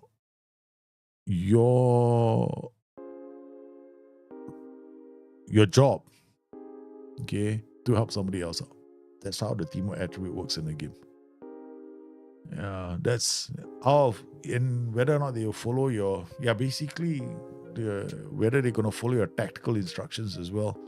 But most of the time is the dudes are sometimes they don't listen to you. Yeah, that's how teamwork works. Flare for AF roles, yeah. It can't hurt for attackers, I agree. Where Flare is fine for inside forwards, round outers, poachers, strikers, Zalas, roaming playmakers, even box-to-box midfielders. Any role that you expect them to be roaming from position, yeah, go for Flare. Flare is fantastic. Even fullbacks with high Flare can be fantastic, because Flare is about the unpredictable. Like the deep diagonal of two ball, right? Like I've got, especially the next season, we've got FM25, right, coming. And we've got the playmaking fullback. Oh my goodness. High Flare. Ooh, I can't wait to see how that works, man. Hey, Live the Prof. Thank you for the 4 months, man. Thank you for the 4 months. So, if you are going into the game, right, the hardest thing I find people struggling with in Football Manager is simply, one of the things I find I'm not trying to. I think a lot of you are making fantastic tactics. I see a lot of good tactics. I know we do this Bring Your Tactics show, right, every Wednesday. Or tactic, like, we just had a good tactic just now. Come in. A lot of great tactics out there. I don't think anybody's making bad tactics. No, people are making bad choices for players. That's about it. Yeah. Half the time it's like you chose the wrong player. Like, why isn't my player tackling? Now look at there's one time I was watching, I won't mention names, I was watching someone and then, why isn't my player tackling? And I was like, okay. Better keep quiet. So I kept quiet. I don't want to say anything. I won't say anything. Like, you chose the wrong player, dude. That's it. That's the reason why he's not tackling or chasing down or hounding down the player. Man, I can have games where they chase players down like bulldogs. The other thing also you got to remember is work rate and stamina, because in the game of Football Manager, right? After the 60, someone other this year, it seems quite apparent now compared to previous years. Last time I never saw it this as much, but now I do. Like somehow or other at the 60th minute mark or the 55th minute mark, right? You suddenly watch your players, right? And you watch it on 3D. This is one of the reasons why people ask me whether I'm using the new match engine. I don't want to. Because as I coded the match and the graphics engine, right, they also coded things like drop my shoulder. The players will do the shoulders will drop and they will like suddenly look like they give up or they're tired. If you can pay attention to all that, right, you will notice that sometimes your players, right, they will stop chasing the ball because they are tired, or they'll stop chasing the ball because their determination is really low. Like I've got a player who's got 6 for determination. I had him in my squad and I watched him play. It's quite fun to watch because we go 2 goals down and I see him stop running all of a sudden. Like, okay, yeah, we gotta take him off. So yeah, it'll be fun. What if Liverpool Pro, you can definitely access Discord. Make sure your Twitch, right? Oh, sorry. Make sure you're in your Discord. Go to settings, go to connections, and make sure your Twitch details are in there. If your Twitch details are in there, you'll automatically see the Discord as one of the Discords you can join. Yeah, that's how it works. What if I get most attackers that don't have flair? What will happen in the match engine? Nothing. The match engine still plays. It just means that your attackers might not try. Like sometimes you see attackers making through balls suddenly.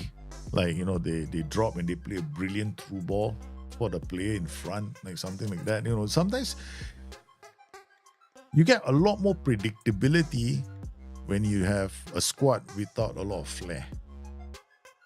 Right, so if you have like a lot of attackers with high flair, sometimes you get a bit more unpredictability. Like, players might drop off, might play the through ball, might play a killer pass. That's what you get. So you want flair in your team. It's not something, it will develop over time for some players, and for some youngsters, it can be there. Especially if we see some 16-year-old with like 12 flair, keep him another goal.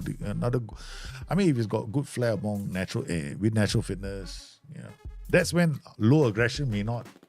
I may sacrifice low aggression for him. Because sometimes I've had players who have very high flair, passing vision decisions, but have low aggression. I keep them because these guys are just like David Ginola, like those kind of players, right? Not known for their physical prowess, but they are capable of doing the flashy. Yeah. So I like that. I like to see those kind of players. Sometimes you know that they're not going to bring their tackling, but they will do oh my God, what a pass. That you will see. So it's all about deciding what you want in your team. Yeah, you need flair in your tactics. Otherwise, it's gonna be boring. How do you play the game, man? I can't play the game like that. I'm like,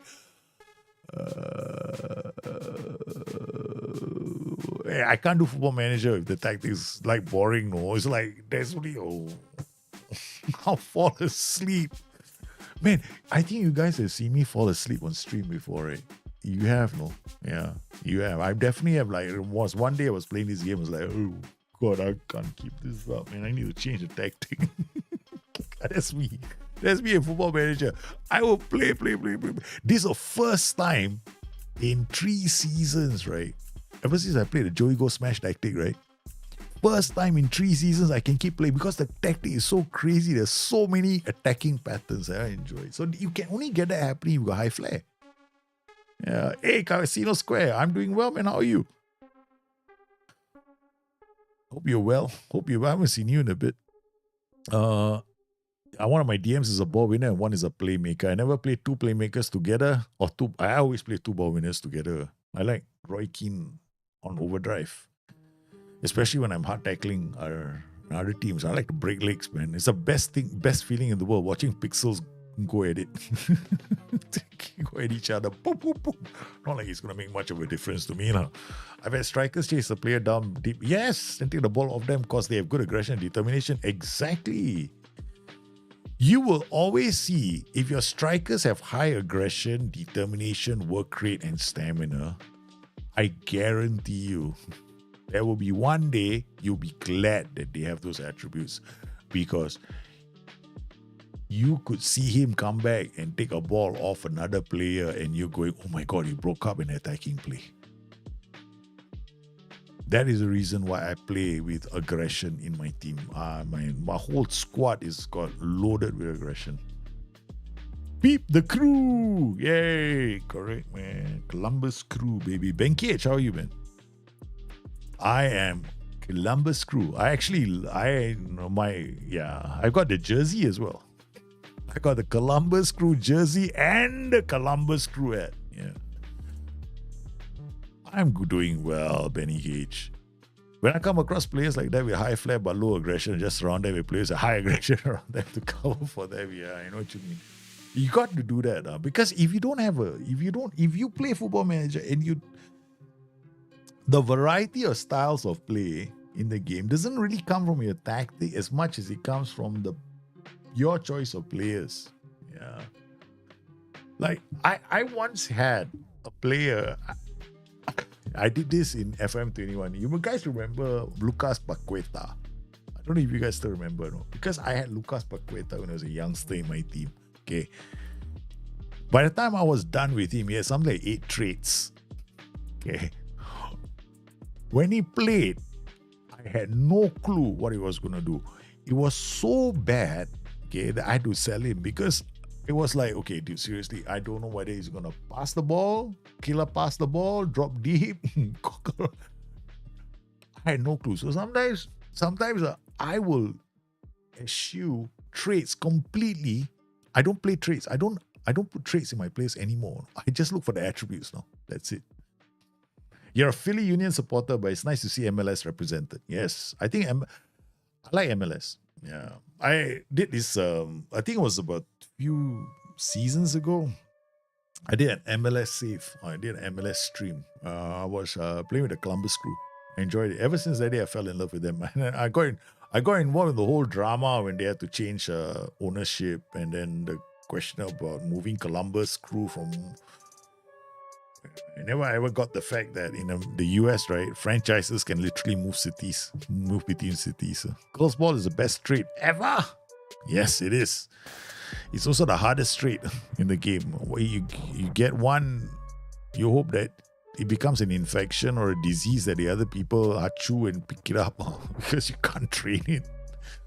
The only way girls ball spreads is like a bad rash. You hope it becomes a bad rash, because man, I've had curls ball. I had one guy pick up curls ball, and I wasn't even being mentored. It happened, but it's a beautiful trade. Yeah, curls ball is the best trade for a striker, without a shadow of a doubt.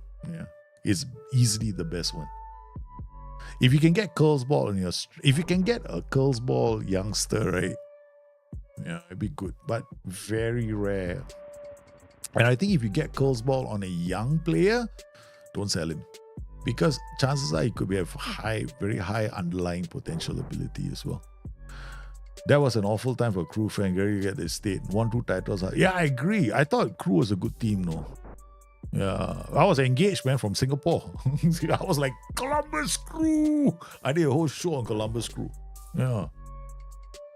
I went and supported the club. That was when I started supporting the club. Because I said, cannot. From small little Singapore. The Crew are the only good thing to happen in Columbus. I'm a Columbus Crew fan all the way. It's like, I will say it, like, before that, I supported the club because of what happened to them. Also, some of the history, and it doesn't help that they've got a great cap. Doesn't hurt, it's a great cap, man. It's a great name too, the Crew. The time difference is nuts. Yeah, the time difference. I tell you something, I am telling you right now, whenever it comes to following American sports, right, the number of times, right, I have, oh shit, today is not the Super Bowl, it's tomorrow. It's happened so many times. Okay, I'm all set for the Super Bowl. Yeah. Damn. Doom. Okay, waited all night for this. I didn't sleep the whole night. Okay, I'm ready. Boom. Oh, I'm a day early. How about all those times I used to have meetings with my friends in the US? Man, I remember the time Zealand was like, we're going to set up. I had to Zealand. I said, dude, seriously, I might not get the timing right. So it'd be better,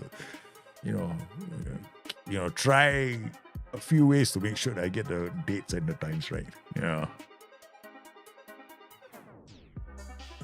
Oh, man. I won the World Club Championship with a DM running from attacking spot back to make a saving tackle in the final moments of injury time. Only aggression, bravery, and teamwork. Exactly. Do you know that if you have a player who's injured, right?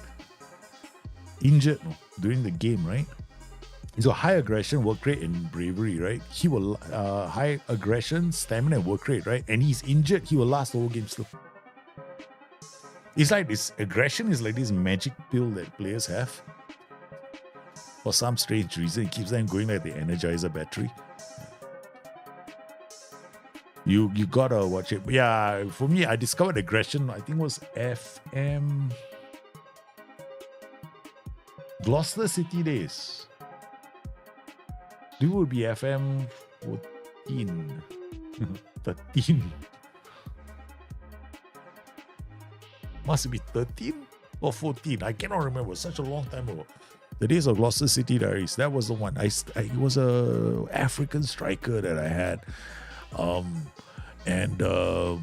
We lost the ball and he ran all the way back and he beat the defenders to a sliding challenge he did a sliding challenge from behind, beating all the defenders, and that was my striker. And that was the day I went,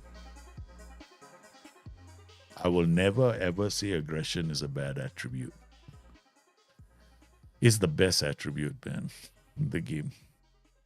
Man, it's the best attribute in the game by a country mile. I will never.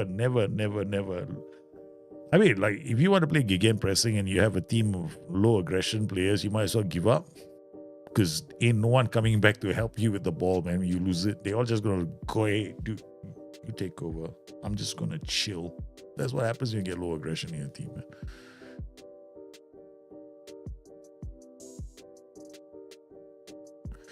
Wow, this has been great, man. So we ran an experiment, right? We ran a few experiments today. I mean, like, we did this underlapping experiment, right? Okay, so first thing we did was, quantified it without a shadow of a doubt, okay? If you want to have lots of crosses in your attack, and you got these tall fellas and they can bury the ball and they got aggression, whatever, you don't even need to play for set pieces. You just have a tactic that's got overlapping, right? So we had this inside forward with a fullback with crazy number of crosses. I mean, like, looking at the numbers, right? I think we did a few. Let me just pop this up again. Yeah, we did a spreadsheet somewhere. Okay, we're all looking at here. Where was my spreadsheet? There we go. So we had something like, we had a lot. I mean, this is just some of the numbers. After a while, it just became, we kept seeing the same numbers over and over and over again, overlapping with a lot of crosses at 345 for our fullbacks, then here to 252. Then we also noticed that Andy Robertson had 351 crosses here and then 264 here in the underlapping. Found as well that we generated more from, if you play overlapping, you want to set up your set pieces up, right? So you're going to get a lot of goals from corners as well. And then with underlaps, you're going to get more the KDB, kind of half channel, kind of across. Percentages are still there, as in you're still going to get a lot of key passes. but you're not going to see as many corners. You're not going to get as many corners as you would with overlapping. So, yeah, still great, man. You guys, it's going to be easy for you guys. So that means if you want to create a tactic as an underdog, okay, and you've got tall, dark, handsome players like me in your team, younger, of course, taller, of course, and can hit the ball too, that will help. Yeah, play overlapping. Sure works. Sure to work. Okay, and then for the guys who are asking me about baseline attributes in your team, right? So the baseline attributes, the two important attributes are natural fitness, aggression, and personality, right? So attribute and personality. So unambitious, don't waste your time. You see unambitious, put him on the first slow boat to China and don't ever look back. Okay? Never tell him. I don't care if he's got 5-star potential. His father is Diego Maradona. His great-grandfather is, I don't care who, Pele or whatever. I don't care. Okay? Put him on a slow boat to China and forget all about him. Okay? Because this guy ain't going to change. You're going to spend more time waiting for him to change. So don't bother. So unambitious, don't waste your time.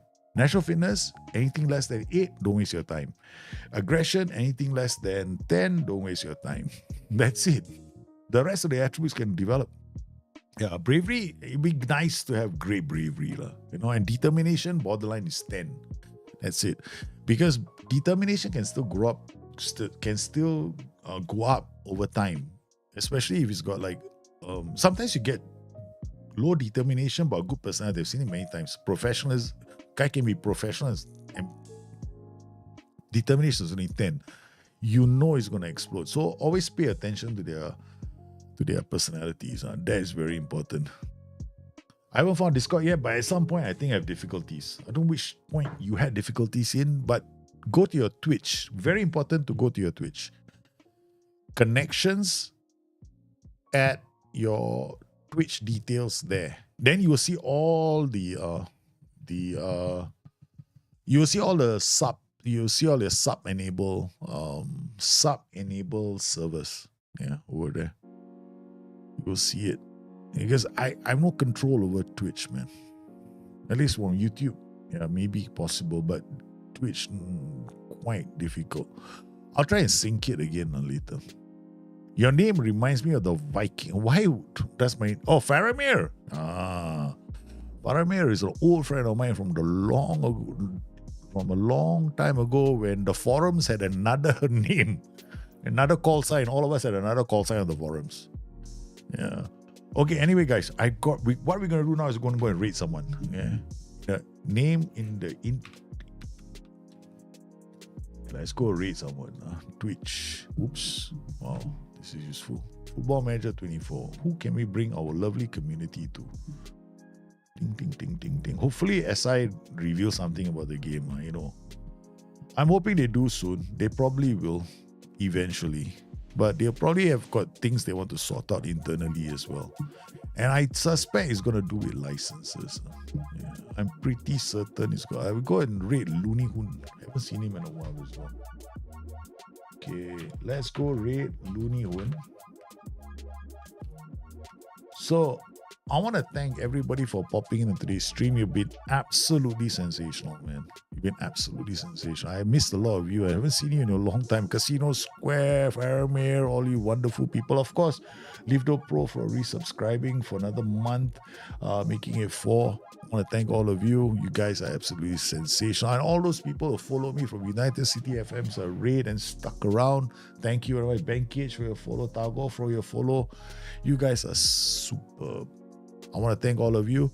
I hope answers some of the questions. We're just running an experiment on overlapping, underlapping runs. But now what we're going to do is we're going to go raid Looney Hoon. So you guys have fun. Enjoy yourselves. I shall most likely be back tomorrow, or I might be getting drunk because it's a Friday. If not, I'll see you guys on Monday. So you guys stay safe. Take care of yourselves. Once again, thanks for coming today on the stream. I shall see you guys very, very soon. Let's go raid our friend.